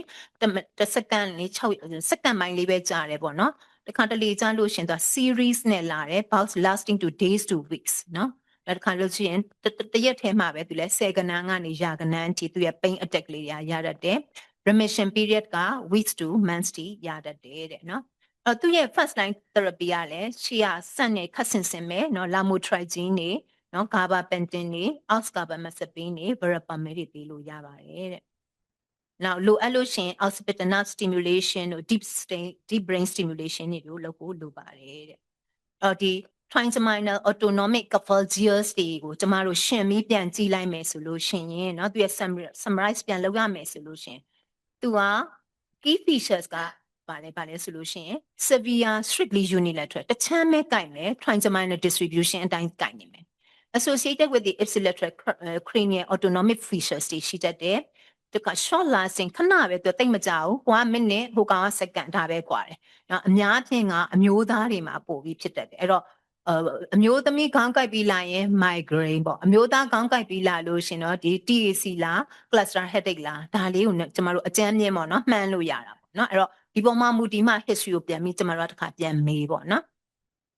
Now typical pain distribution က cluster headache ဆိုလို့ရှိရင် around or behind the eye paroxysmal hemicrania ဆိုလဲအဲ့ around the behind the eye အတူတူပဲအနေနဲ့ဒီ cluster နဲ့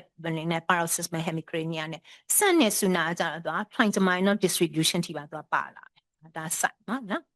တော့ pain location ရဲ့ attack duration ကဘယ်လိုကွာလဲဆိုလို့ရှိရင် cluster ဆိုလို့ရှိရင် minute ကပိုကြတယ်ခါလေနိုင်ပိုင်းထိကြာနိုင်တယ် paroxysmal hemicrania pH ပေါ့ pH ကကြတော့သူတနင်္ထက်ပိုမကြာဘူးဆန့်နဲ့ SUNA ကကြတော့စက္ကန့်ပိုင်းလောက်ပဲကြာတတ်တယ် attack frequency ကကြတော့သူက cluster headache က frequency သိမ့်မများဘူးเนาะ pH ကပိုပြီးတော့များလာတယ်နောက်ဆန့်နဲ့ SUNA ကကြတော့တရက်ထဲမှာကိုအကြိမ်ပေါင်းများစွာသူကပိန်းရနိုင်တယ်ပေါ့เนาะ attack frequency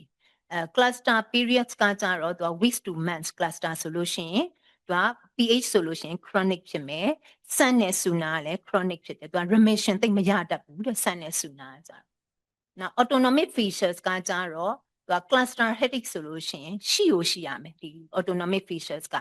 pH ဆိုလို့ရှိရင်တော့သူကရှိမယ်ဒါပေမဲ့လို့ဒီ cluster headache လောက် prominent မဖြစ်ဘူးဒီဆန့်မှာဆိုလို့ရှိရင်တော့ဒီautonomic features တွေကပို့ပြီးတော့ prominent ဖြစ်တယ်ဒီက conjunctival injection နဲ့ tearing เนาะမျက်ရည်ကိုကြားရမယ်เนาะဟုတ်လားယောက်ျားတို့မျက်ရည်ကြားရမယ်ခေါင်းကိုက်ခြင်းဒီဆန့်တယ်เนาะဟုတ်လားเนาะမျက်ရည်ကြားမှသာနေဒီထဲဝင်သွားเนาะဟုတ်လားနောက် response to indomethacin ကကြတော့ cluster headache တစ်ခုပဲရှိတယ်เนาะနောက်အများစုကတော့အမျိုးသားတွေမှာပိုဖြစ်တတ်တယ်ဒီ trigeminal autonomic camptobrachydactyly treatment မှာဆိုလို့ရှိရင် cluster headache ဆိုလို့ရှိရင်ဘာမှသွားမပေးနဲ့ oxygen ရှူခိုင်းလိုက်သက်သာသွားလိမ့်မယ်เนาะအရန်ဆိုးတယ်ဆိုလို့ရှိရင်เนาะ non oral route ဖြစ်တဲ့ subcutaneous sumatriptan somatriptan ပေးလို့ရတယ်နောက် preventive အနေနဲ့ verapamil lithium တွေ topiramate တွေပေးလို့ရတယ်pH အတွက်ကကြ acute treatment က indomethacin ပဲเนาะ indomethacin ပဲဆက်နဲ့ဆူနာကကြတော့ acute treatment အတွက်သူတို့ဒီ no consistent effective acute therapy မရှိပါဘူးတဲ့သူ့ကို preventive treatment အနေနဲ့ကတော့ lamotrigine တွေ topiramate တွေ gabapentin တွေ oxcarbamazepine တွေပေးလို့ရပါတယ်တော့ကျမဒီနေ့ပြောတဲ့ talk ရဲ့ပေါ့နော် take home message အနေနဲ့ကျမဘာပြောချင်လဲဆိုလို့ရှိရင်ဒီ comprehensive clinical approach ဟာဆိုလို့ရှိရင် headache ကိုကုတဲ့အခါမှာတကယ်ကို key factors ဖြစ်ပါတယ်တဲ့အဲ့တော့အများစု headache တွေဟာဆိုလို့ရှိရင် primary headache တွေဖြစ်ပါတယ်သို့တော်ညာလဲ secondary headache ကိုတော့အများရန်ခေါင်းထဲမှာစဉ်းစားပြီးတော့ exclude လုပ်ဖို့လိုပါတယ် reflex signs တွေကိုကျမတို့ကြည့်ဖို့လိုပါတယ်တဲ့ even a primary headache disorder ဆိုတာတောင်မှကုရတာတော်တော်ခက်ပါတယ်เนาะဒါက migraine လား cluster လား trigeminal neuralgia လား trigeminal neuralgia မှာဆန်လားဆူနာလားဒနင်းလားဟိုဘာလို့ဒီ cluster headache လားเนาะ pH လားခွဲရတာလေတော်တော်လေးကိုခက်ပါတယ်တဲ့เนาะ possible secondary headache disorder should be considered when there are reflex signs ရှိရဆိုလို့ရှိရင်ကျမတို့ကခွဲဖို့လိုပါတယ်တဲ့เนาะဒါကျမ talk ရဲ့ဒါ references လေးတွေပါအားလုံးကျေးဇူးတင်ပါတယ်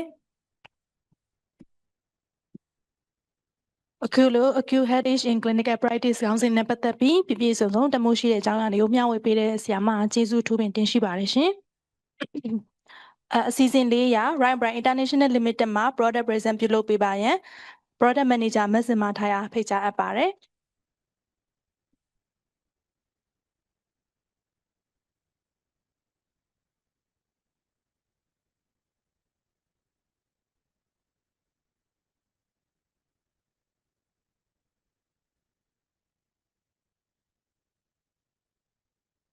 ကြွားလာကြတော့ပေါမောခဆရာဝန်ကြီးများနဲ့တကွာမနဲ့ဆရာတို့အားလုံးပဲမင်္ဂလာပါရှင်။ကျမတော့ Right and Bright Company က Product Manager ကျမထိုက်ပဲဖြစ်ပါတယ်။ကျမတို့ Right and Bright Company ကနေတင်သွင်းဖြန့်ချီထားတဲ့ product အသစ်တစ်ခုဖြစ်တဲ့ Visa ပန်ချောင်းကို present လုပ်ချင်ပါတယ်ရှင်။ Visa ပန်ကတော့ Rizatriptan 10mg ပါဝင်တဲ့ orally disintegrated tablet ပဲဖြစ်ပါတယ်။ USFDA က commercially approved လုပ်ထားတဲ့ဆေးတစ်ခုပဲဖြစ်ပါတယ်ရှင်။ packaging အနေနဲ့ကတော့3လုံးကို6ကပ်ပါဝင်ပါတယ်။ acute migraine with or without aura မှာ indication အနေနဲ့ efficacy ကောင်းမွန်တဲ့ဆေးတစ်ခုပဲဖြစ်ပါတယ်ရှင်။ mechanisms of action အနေနဲ့ကတော့ selective serotonin 5-HT1B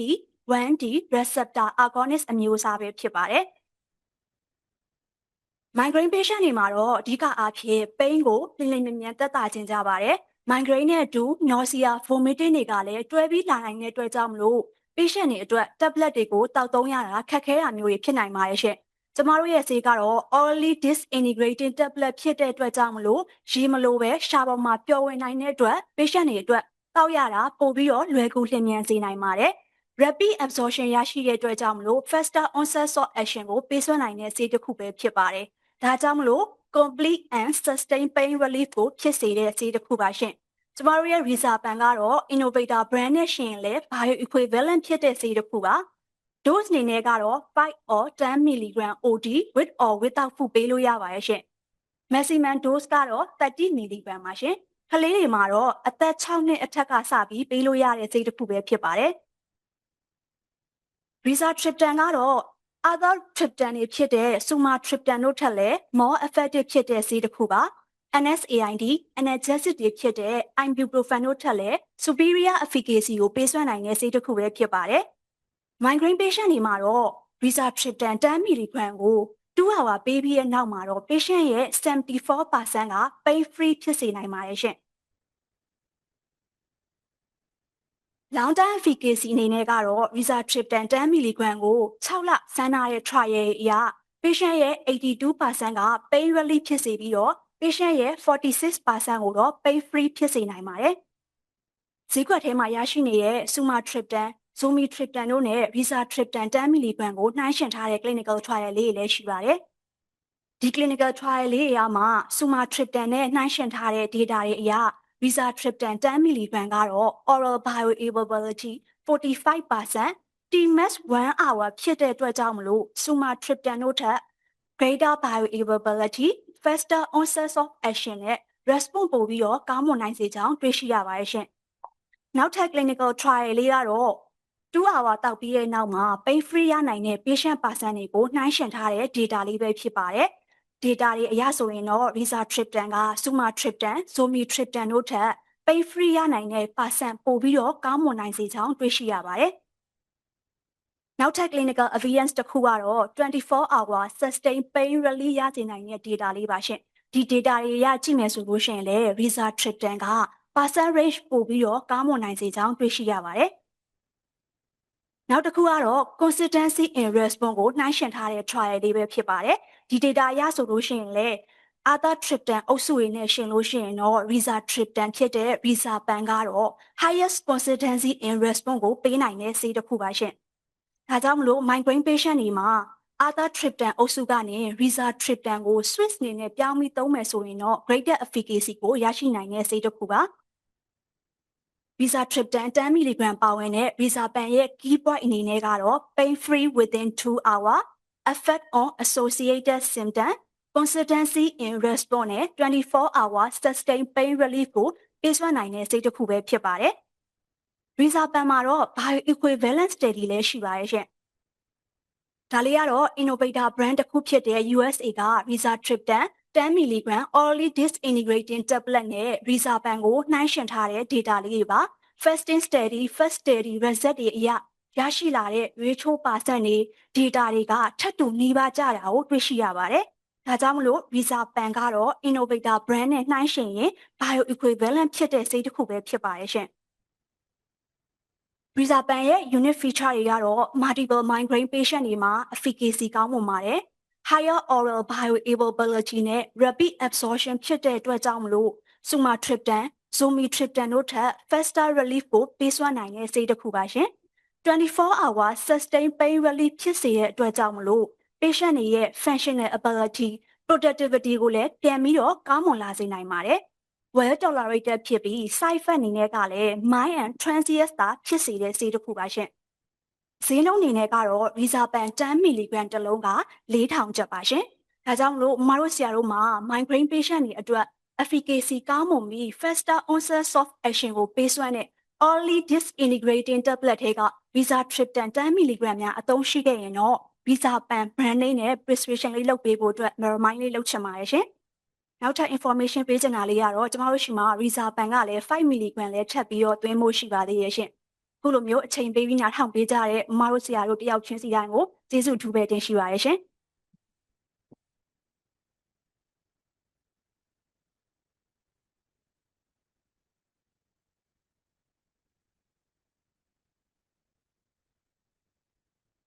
ခုလို product present ပြုလုပ်ပေးပါတော့ product manager မဆီမာထိုက်ကိုလည်းကျေးဇူးတင်ရှိပါတယ်။ဆက်လက်ပြီးအစီအစဉ်9အရာဆရာမကြီးများမှမျှဝေသွားတဲ့အကြောင်းအရာများနဲ့ပတ်သက်ပြီးဧည့်သည်တော်ဆရာမများမှသိလို့ဒီများကိုဖြည့်ကြားပေးမှာဖြစ်သောကြောင့်မမတို့ကိုစင်မော်မှာကြွားရောက်ဖို့ဖိတ်ခေါ်ပါတယ်ရှင်။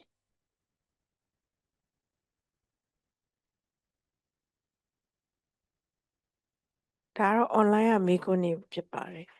နော် migraine နဲ့ tension headache ရဲ့ SAC ရဲ့ trigeminal neuralgia တွေဟာတဲ့ acute onset first presentation မှာအလွယ်ခွဲလို့ရပါသလားအမှားတဲ့တချမ်းနဲ့ကြိုက်တယ်လို့လူနာပြောရင်ဟိုဟာလိုဒီဟာလိုနဲ့မေးသမျှ migraine နဲ့တူတယ်လို့တဲ့မကြာခဏတွေ့ရလို့ပါတဲ့အဲ့မှာ question နော် Professor A ဆန်းဖြေပါမယ်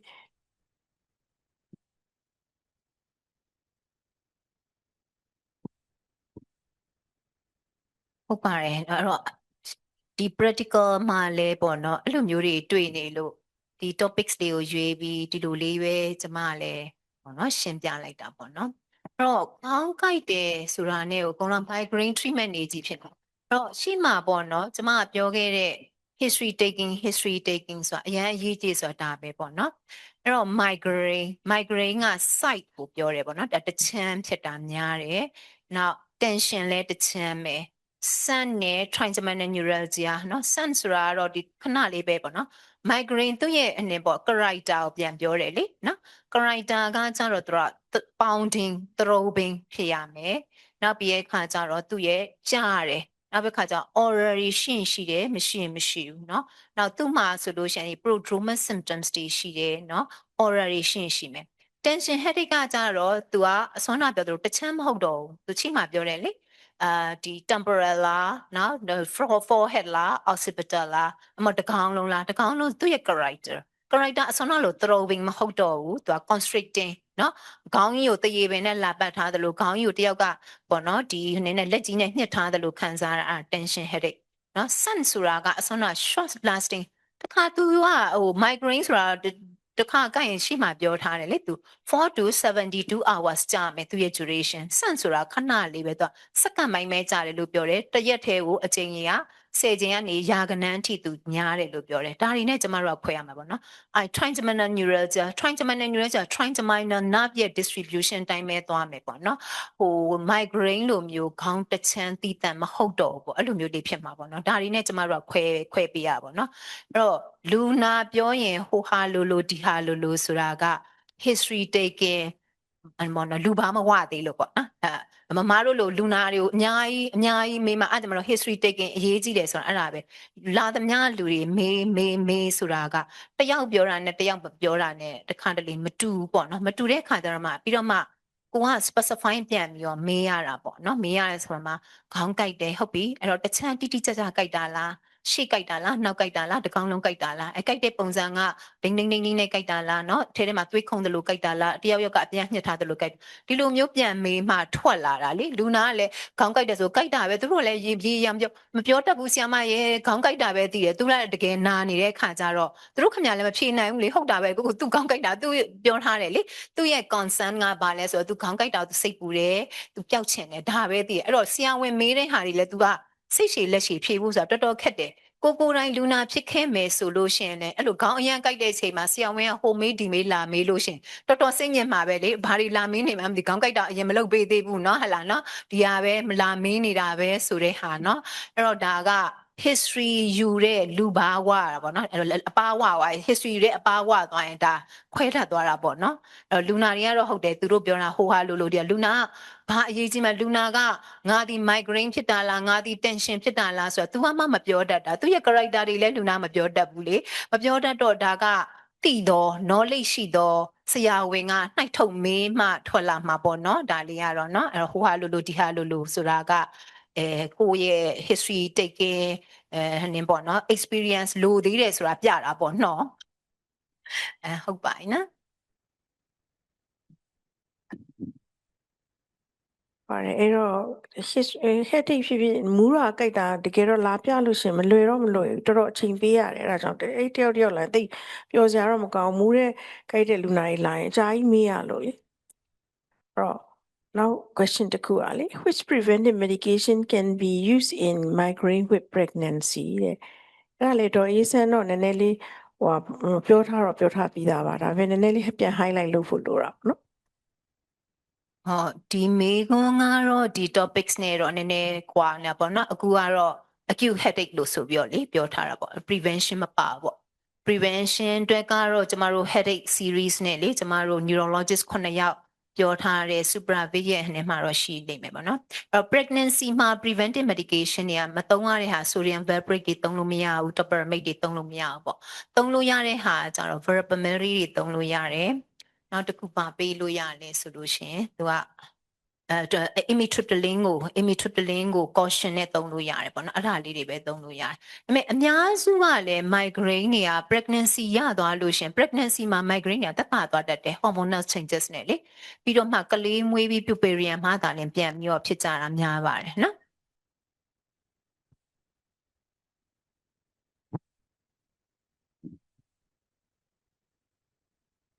ဆရာတို့မမတို့အနေနဲ့ရောမေးချင်တာများရှိရင်မေးလို့ရပါတယ်ရှင်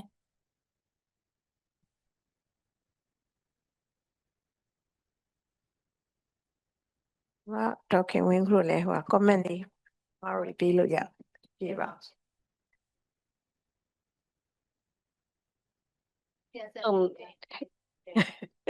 explanation ဒီနေ့ acute headache ကိုပြောလိုက်တာကိုယ်တိုင်တောင် headache ရချင်သွား headache ရဲ့ update တွေကလည်း လိုက်လို့ကိုမစိုးအရန်ကိုများပြားပြီးတော့နော်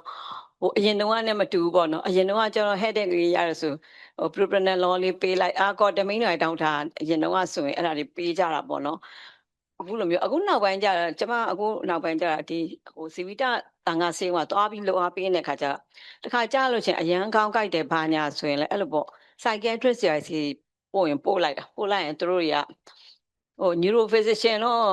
ရှိရ neurophysician ကျတော့ဟိုနိုင်ငံသားပြောရတာတော်တော်ဟိုဘယ်လိုပြောမလဲဟိုကိုယ်နဲ့ထိတွေ့မှုကတိတ်မရှိလို့လေအဲ့ခါကြားလို့ရှင် psychiatrist တွေက triptyride ပေးတာတွေအခုညီမလေးပြောလို့ပေါ့အဲ့ဒီဆန့်လားအဲ့ဒါ triptyride ပေးရတာရှိရပေါ့နော်အဲ့လိုမျိုး headache တွေမှာ triptyride ပေးလို့ရှိရင်ဘယ်လောက် dose အထိကဟို safe ဖြစ်တယ်လဲပေါ့နော်triptyride ပေးရလဲကြောက်တယ် arrhythmia ဆိုရမှာလဲကြောက်နော်အဲ့လိုမျိုးအဲ့ဒါလေးတစ်ခုမေးချင်ပါတယ်နောက်တစ်ခုကဘာလဲဆိုတော့ဟိုအရင်တော့ကျတော့ headache ဆိုရင်တခြားဟာတွေမကြောက်ဘူးပေါ့နော်အဲ့ဟို temporal arthritis ကြောင့် headache ရမှာကျတော့ကြောက်တယ်ပေါ့နော်အဲ့ဒီ eye တွေကဟို blind ဖြစ်သွားမှာဖာညာဆိုတော့ကြောက်တယ်ပေါ့အထူးသဖြင့်ညတကောင်လိုက်ဆိုတခါလူနာလာလို့ရှိရင်အဲ့လိုမျိုးကြီးပေါ့နော်ဟိုဘယ်လိုအမှန်ကိုမသိဘူးပေါ့နော်ဟိုဆက်ချင်းမဲ့ steroid တင်ရတော့မလားဘယ်လိုမျိုး assessment လုပ်ထားပြီးဘယ်လို monitor လုပ်ထားမလဲအဲ့ဒါလေးတစ်ချက်လောက်ပြောပြ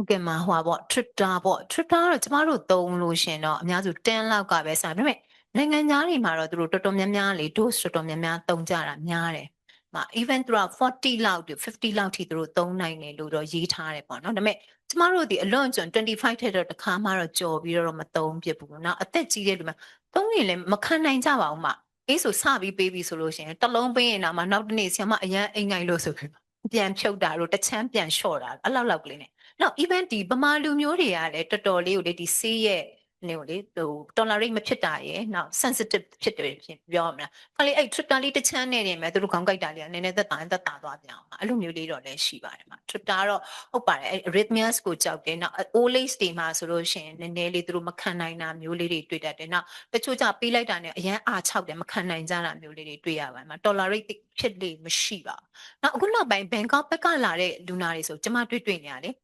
အဲ့ amitriptyline ထက် nortriptyline တွေပိုသုံးတယ်လို့ပဲမှာ nortriptyline တွေတော်တော်များများပါလာကြတယ်သူတို့ဒီမှာပါလာပြီဆိုလို့ရှိရင် nortriptyline တွေပိုသုံးကြတာတွေ့ပါတယ်နောက်တစ်ခုကအမပြောတဲ့ giant cell arteritis ပေါ့နော် giant cell arteritis ကတော့ဟုတ်တယ်မှာအသက်ကြီးရယ်တကယ်လို့ပေါ့နော်အသက်50အထက်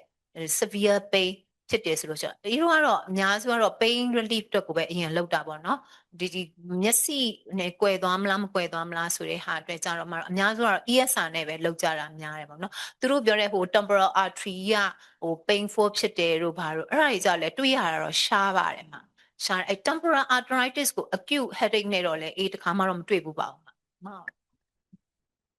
ဟိုပထမတစ်ခုအဲ့ tripta ပြောရင်ပေါ့နော်တယောက်နဲ့တယောက်တော့နည်းနည်းတော့ different လေးတွေဖြစ်တယ်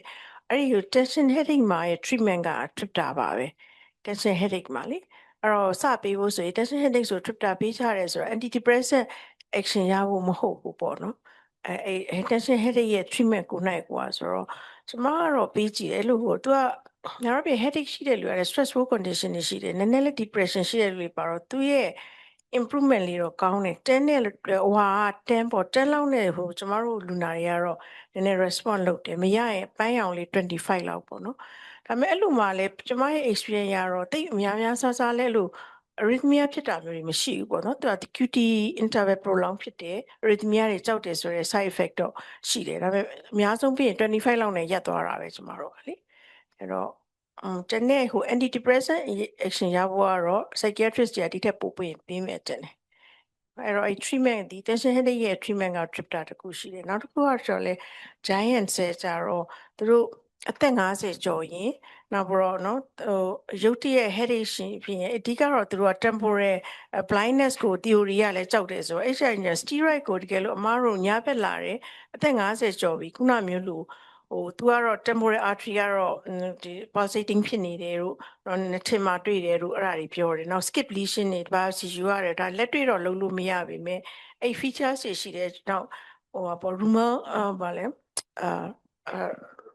joint pain လို့ဟာမျိုးလေအဲ့ဒါမျိုးတွေလည်းရှိတယ် history မှာလေအဲ့ဒါမျိုးတွေရှိတယ်ဆိုရင်ကတော့တဲ့သူတို့က prednisolone ကိုပေးပါပေါ့နော် high dose တင်လိုက်ရအဓိကတော့သူတို့ blindness ကိုကြောက်တယ်ဆိုတော့အဲ့လိုညာဘက်လို့အားချက်မျိုးလာလို့လေစပေးလိုက်လို့ရင်တော့လေတိတ်တော်လေပြဿနာမရှိဘူးလို့တင်တယ် history ကိုပဲအဓိကတော့ history ပဲမေးကြည့်ရမှာပေါ့နော် aging ဖြစ်တယ်ပေါ့အဲဆို ESR လည်းတကယ်လို့ရင်တော့ ESR ပါ test လုပ်ကြည့်အောင်နော်တနေ့ neurologist တွေရောဘယ်လိုရှိလဲတော့မသိဘူး triptan နဲ့ကိစ္စလို့ဆရာဆန်းဦးတို့ရမင်းတို့နော်ဒီရ places ကို400အထိပေးလို့ရတယ်လို့တော့ရေးထားတယ်တစ်ခါမှတော့အဲ့လိုတော့400ပြ50တောင်တစ်ခါမှပေးလို့မရ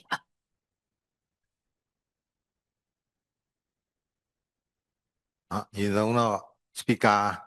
professor ဒေါ်အေးဆန်းကို congratulate လုပ်ပါတယ်အချိန်တိုအတွင်းမှာဒီ acute headache primary disorder တွေကိုစုံစုံလင်လင်နဲ့ရှင်းလင်းလင်းဖြစ်အောင်ပြင်ပြသွားနိုင်ပါတယ်အဲ့ဒီမှာ migraine ကို elaborate လုပ်ပြီးပြောသွားတာလည်းအရင်ကောင်းပါတယ်အဲ့တော့ကျွန်တော်တို့ neurologist တွေရဲ့ clinical practice မှာအတွေ့အများဆုံးကတော့ headache ပဲเนาะအဲ့တော့ OPD မှာကောဆေးရုံမှာကောဆေးရုံရဲ့ OPD မှာရောဆေးရုံရဲ့ inpatient မှာရောနော် headache တွေမနိုင်လို့တင်လာရတယ်အဲ့တော့50% အကျော်လောက်ကတော့ headache ကိုပဲ manage လုပ်နေရတယ်ပေါ့အဲ့တော့ migraine ကလည်းများပါတယ်နော် migraine ကများတယ်နောက်တစ်ခုကခုနလိုပေါ့ migraine နဲ့နော်တခြားသော tension headache တွေနဲ့အကုန်လုံးရောပြီးတော့လာတဲ့ mixed headache တွေလည်းရှိတယ်ပေါ့နော်အကုန်လုံးက migraine နဲ့လာတချို့ကတိတိကျကျ migraine ဖြစ်နော်တချို့ကတိတိကျကျ tension headache ထဲကိုပဲထည့်နော်တချို့ကတော့ vestibular headache ထဲကိုပဲထည့်အဲ့လိုမျိုးလောက်ရတာတဲ့ကျွန်တော်တို့ mix type တွေလည်းလာတတ်ပါတယ်နော်အဲ့တော့ migraine ဆိုရင်လည်းကျွန်တော်တို့ aura တွေကလည်းမျက်စိဝါလို့ဆိုပြီးတော့ကျွန်တော်တို့ophthalmologist တွေရောက်စီလဲအရင်ဆုံးရောက်သွားကြတယ်နော်ရောက်ပြီးတော့သူတို့စမ်းသပ်ပြီးတော့မှလည်းကျွန်တော်တို့ဘာမှမဖြစ်ဘူးနော် visual aura တော်တော်လေးတော့ပြင်းထန်တာပေါ့လေအဲ့ဒီချိန်မှာတော့သူတို့မျက်စိကဘာမှမမြင်ရတာပေါ့နော်မမြင်ရတဲ့အချိန်ဒီ15မိနစ်နာရီဝက်လောက်ကနော်near vision ရော far vision တွေရောနော်သူကမမြင်ရတဲ့အခါကျတော့ nearly blind လို့ခံစားရတော့တချို့ကကြောက်ပြီးတော့ ophthalmologist ကြီးရောက်သွားတယ်နော်ပြီးသွားတော့မှ follow by severe headache ပေါ့အဲ့လိုတွေလည်းလာတတ်တယ်ခုန vestibular migraine တွေကလည်းပဲနော်ခဏခဏမူးတယ်ဆိုပြီးတော့ ENT တွေစီရောက်သွားတယ်ပေါ့ ENT ကလည်း pathology ဘာမှရှာမတွေ့ဘူးပေါ့နော်အဲ့လိုကနေမှကျွန်တော်တို့ neurologist ကြီးပြန်ရောက်လာတာလည်းရှိတယ်နော်အဲ့တော့ဒါလေးကတော့ကျွန်တော်နည်းနည်းဖြည့်ပြီးတော့အတွေ့အကြုံလေး share တာပါကျေးဇူးတင်ပါတယ်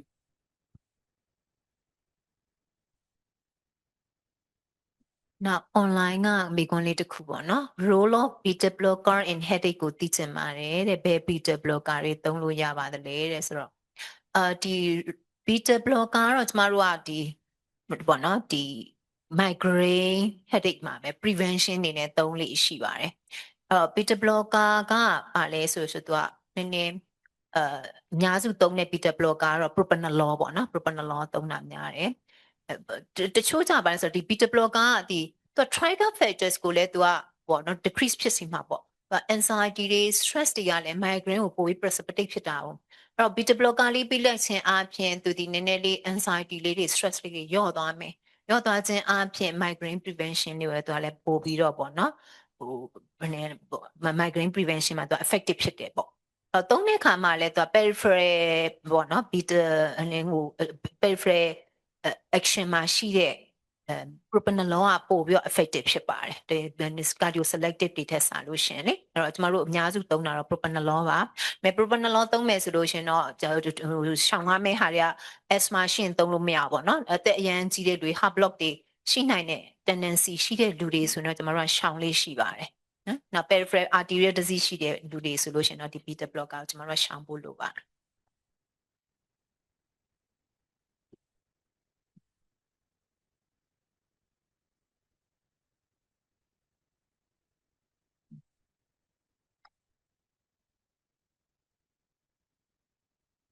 ရင်ဦးဆုံးပြောသွားတဲ့အမ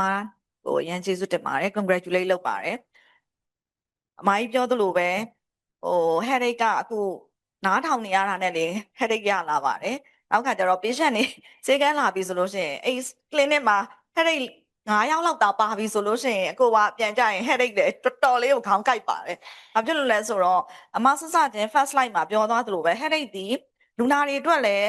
ပြဿနာဖြစ်တယ်လို့ကိုဆရာဝန်တွေအတွက်လည်းဒုက္ခရောက်ပါတယ်တေချာ history မမေးလိုက်လို့ဒီ headache ဒီ secondary cause ဖြစ်သွားပြီဆိုလို့ရှိရင်ဒါကိုယ့်အတွက်အရန်ကိုဒုက္ခရောက်စေပါတယ်ဒါကြောင့်မလို့တို့လာလို့ရှိရင် history ကိုတေချာမေးရပါတယ်အမေဟိုခက်တာကြတော့မြန်မာလူမျိုးတွေကဟိုဝိနေတာကြီးလည်းတချို့များပါတယ်ဟို headache typical unilateral headache ခေါင်းချမ်းကိုက်တယ်ဒါမျိုးဆိုရင်တော့အဆင်ပြေတယ်တခါကျတော့နေရလူတွေအသက်ကြီးရဲ့လူတွေကြတော့ခေါင်းအုံတယ်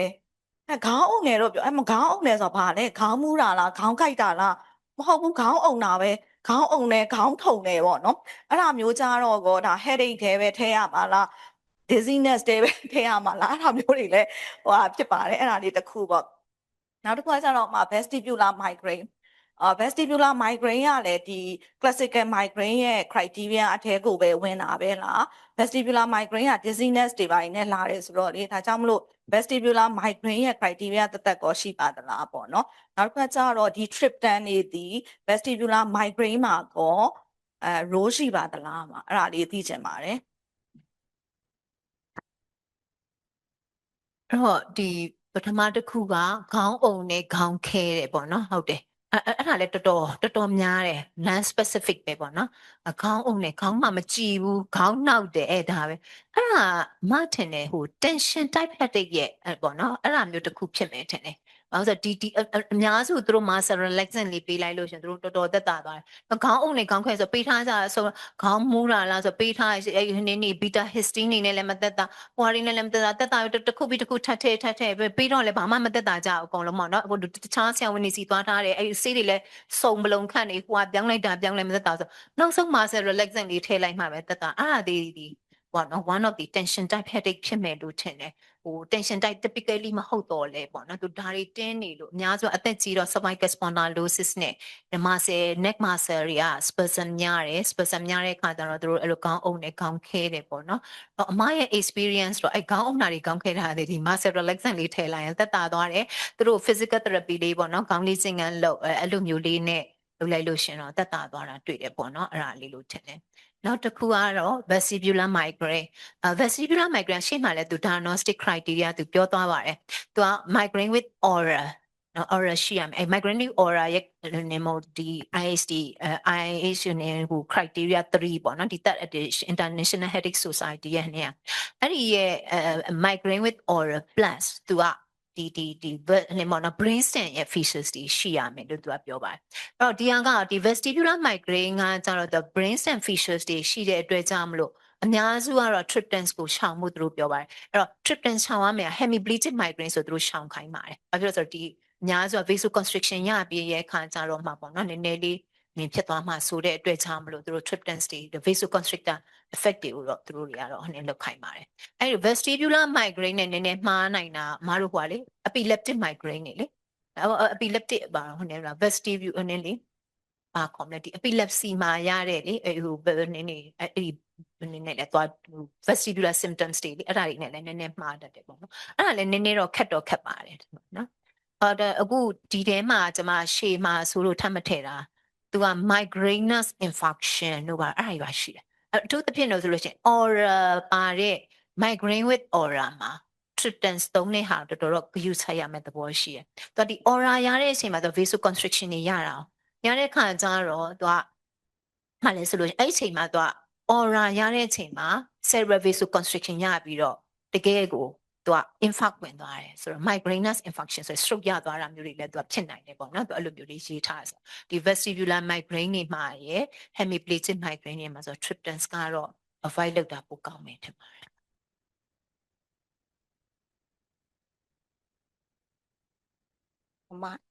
အမတို့ဒီပြောပြသွားတဲ့ classifications of migraine နဲ့ migraine အကြောင်းမျိုးပြောသွားတာ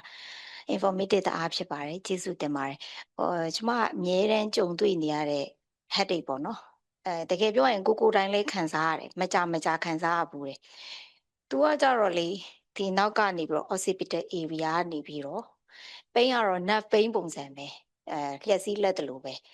စူးပြီးတော့ထိုးလာတယ်နောက်ပြီးတော့ဒီ temporal area မှာလည်းစူးပြီးတော့ထိုးလာတယ်ပေါ့နိအဲ့မဲ့နောက်တစ်ခုကသူတို့ထူးခြားကြတဲ့ခါကျတော့ဒီ scalp မှာ tenderness ရှိ scalp မှာ tenderness ရှိဒါပေမဲ့ခုနပြောလိုက်သလို autonomic symptom တွေတော့တစ်ခုမှမရှိအမြဲတမ်းတွေ့ဘူးအဲ့ဒါတခါတလေတချို့တအားဆိုးတဲ့လူဆိုလို့ရှိရင်တအားနာတဲ့အတွက်ကြောင့်မလို့ကျမတို့စီဆေးရုံတွေမှာရောက်လာလို့ရှိရင် SAH နေနဲ့မှားပြီးတော့ CT တွေအမြဲတမ်းရိုက်ရတယ်တအားလဲဆိုးတယ်တက်လဲကြီးတယ်ဆိုတော့မဖြစ်မနေရိုက်တယ်ဒါပေမဲ့တချို့တော်တော်ငယ်ငယ်လေးတွေမှာလည်းတွေ့ကျမကိုယ်တိုင်ကအဲ့နှုန်းကတော်တော်တော့ကြာပြီဖြစ်ဖူးတာလေအဲ့နှုန်းကတော့ Clarica 75နဲ့အမှောင်ထဲမှာနေပြီးတော့ energetic နဲ့တက်တာသွားတယ်ပေါ့အဲ့လိုမျိုးကြတော့အမပြောတဲ့ headache ထဲမှာဘယ်ထဲများသွားဝင်တယ်ပေါ့သူများတော့အပြင်ကျမတွေ့နေတာကြားတဲ့အခါကျတော့ तू ကflu လူနာအားနေတယ် immune လေးနည်းနည်းလေးကျနေတဲ့အချိန်ပဲဖြစ်ဖြစ် flu symptom လေးနည်းနည်းပါးပါးရှိလာတဲ့အချိန်ပဲဖြစ်ဖြစ်တယောက်ဆိုလို့ရှိရင်အဲ့ဒါ PG1 မှာတော့တွေ့ဘူးလားဒီ occipital ကြီးက roll လို့ရတယ်နှစ်ဖက်စလုံး occipital nerve ကြီးအဲ့ဒါက nerve ဒီဟာမှာသူကလေမခံနိုင်ဘူးអော်နေတာဒါပေမဲ့ခုနပြောသလိုပဲ nerve pain လို့ပုံစံမျိုးပဲထိုးတဲ့အချိန်မှာတအားអော်ခဏနေကြရင်တော့ तू က tenderness တွေရှိတယ် scalp tenderness ရှိတယ်အမေအဲ့ PG1 တော့တွေးလိုက်တဲ့လူကိုကျတော့မလိုက်ဘူးပေါ့နော်ဒါကတော့ maybe သူတခြားဟိုနေမော် leprosy ဘာညာကြောင့်လည်းဖြစ်မလားတော့မပြောတတ်ဘူးကွာအဲ့လိုမလိုက်ဖြစ်လာအမေအခုပြောချင်တာじゃအဲ့ scalp tenderness လေးရှိတယ် pain ကလည်း typical type of the nerve pain ပေါ့စူးကနေအဲ့လိုမျိုးကြီးတခါတလေနာလို့ရှိရင်ကိုယ်တိုင်ကခံစားဘူးတော့လေမျက်စိထဲမှာမြည်ပွင့်သွားတယ်လို့ပဲနာတဲ့အချိန်ဒါပေမဲ့မနာတဲ့အချိန်မှာနည်းနည်းကောင်းတယ်ဒါပေမဲ့ scalp မှာတော့အုံပြီးတော့ tenderness လေးတွေရှိတယ်ဆိုတော့ဘယ် headache တွေဝင်မလဲတော့မသိဘူးကိုကတော့ကိုယ်တိုင်တော့ pregabalin တွေတောက်လိုက် okay တယ်အဲ့ဒါလေးပါမှ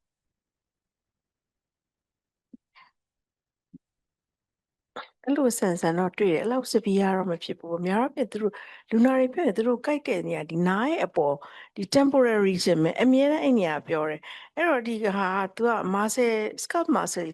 tension headache ခုနပြောသလိုဒီစကြောတက်တယ်ဒီနေရာထိုးတယ်အမြဲတမ်းပြောတယ်မနေနိုင်ဘူးအဲ့ဒါတော့ tension type ထဲမှာတော့ပါတယ်ဒါပေမဲ့ခုဒီဝင်ပြောတဲ့ဟိုကတော့အဲ့ခုနပြော occipital nerve ကြီးကလှုပ်လို့ရ move လုပ်လို့ရတယ်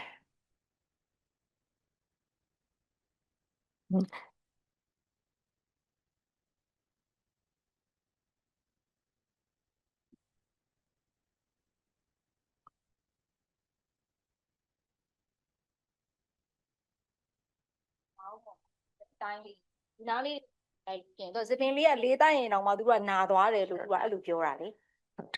အဲ့လိုဟာမျိုးရှိတယ်ပေါ့နော်အဲ့လိုတွေလည်းရှိတယ်အဲ့ဒါဆို scalp tenderness ရှိရင်တော့တိတ်မကြောက်များတော့ဖြင့်အမားကတော့ပေးလေးရှိတာ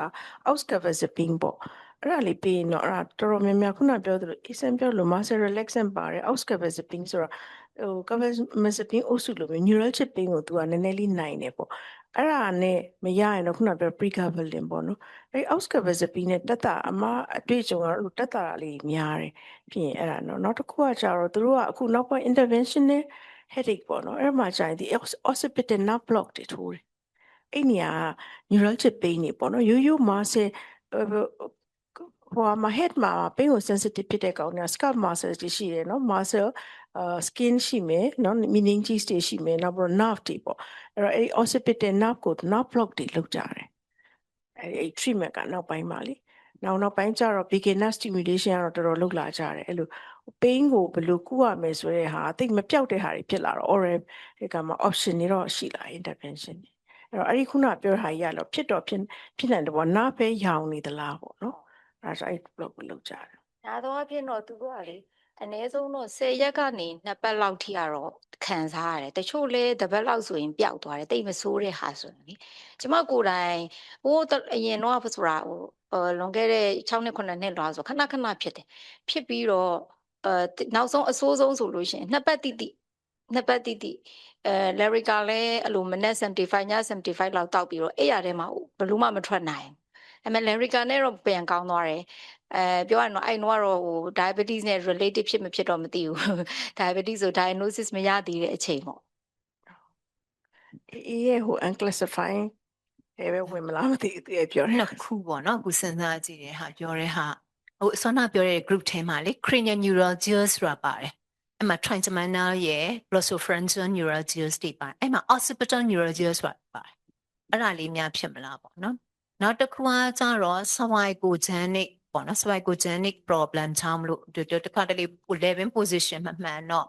ဒီညားလေးမှာပေါ့နော် root ပေါ့နော် root တွေများ cervical root တွေများသွားပိသလားပေါ့အဲ့အချိန်မှာတချို့တွေ့တယ်ပေါ့နော်စီကန်းတွေမှာအဲ့လိုခေါင်းကိုအဲ့လိုမျိုးအိမ်မိတာအဲ့ဒီကအဲကွန်တလိုမျိုးအဲ့ဘက်ကိုရောက်သွားတယ်ခေါင်းကဘယ်လိုမျိုးပုံစံမမှန်မဲနဲ့ဘယ်လိုလှုပ်လိုက်တယ်ပေါ့နော်အဲ့လိုမျိုးလေးဆိုလို့ရှင်လေ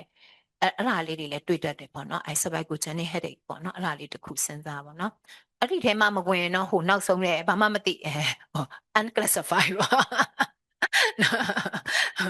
မင်းမသိပြန်မှာတော့ပေါ့အဲ့ခါကျ unclassified နဲ့ထည့်ရမှာပေါ့ဖြစ်နိုင်ကြအဲ့ occipital neuralgia များဖြစ်မလားပေါ့နော်ဟိုထဲမှာပါအမပြောတဲ့ box ထဲမှာလေ cranial neuralgia တွေထဲမှာသူက glossopharyngeal neuralgia တချို့ဆိုလေအစာမျိုးလို့ရှင်အရန်နာတယ်ရှာနာတယ်ရှာတွေအရန်နာပြီးအစာမစားနိုင်တော့ trigeminal neuralgia နဲ့အဲ့မှာ occipital neuralgia ဆိုတာလေးပါပါတယ်အဲ့ဒါလေးပါမကွယ်မလားပေါ့နော်အဲ့ဒါ treatment solution တော့ကဘာမစပင်းရပို့ကောင်း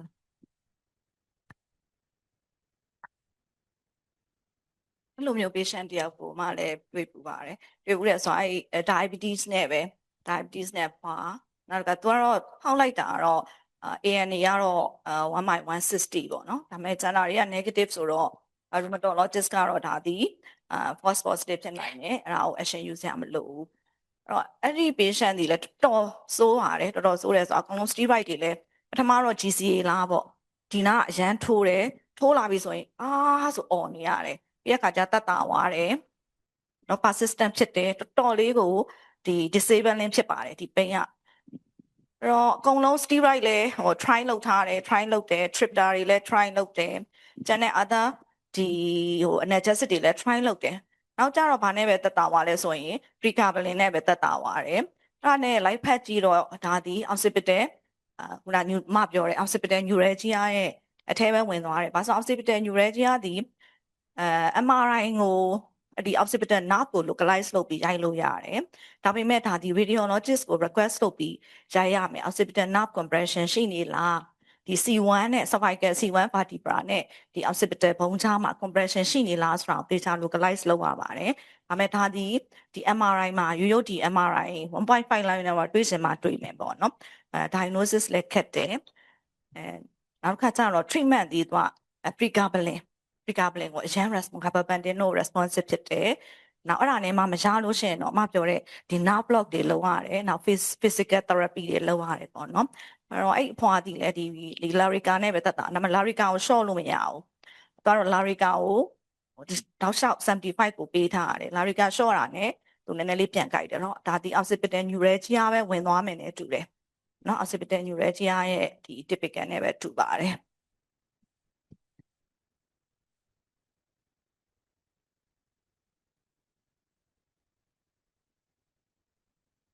ဟိုလေခုနကညီမလေးတို့ပြောတဲ့အထက်မှာလေ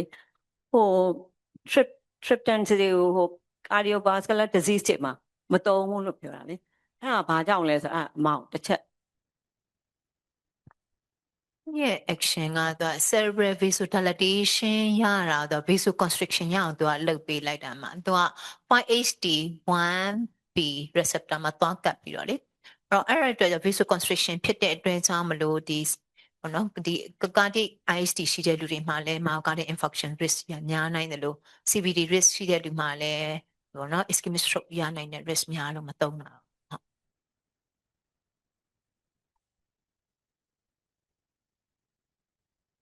If there's no more question,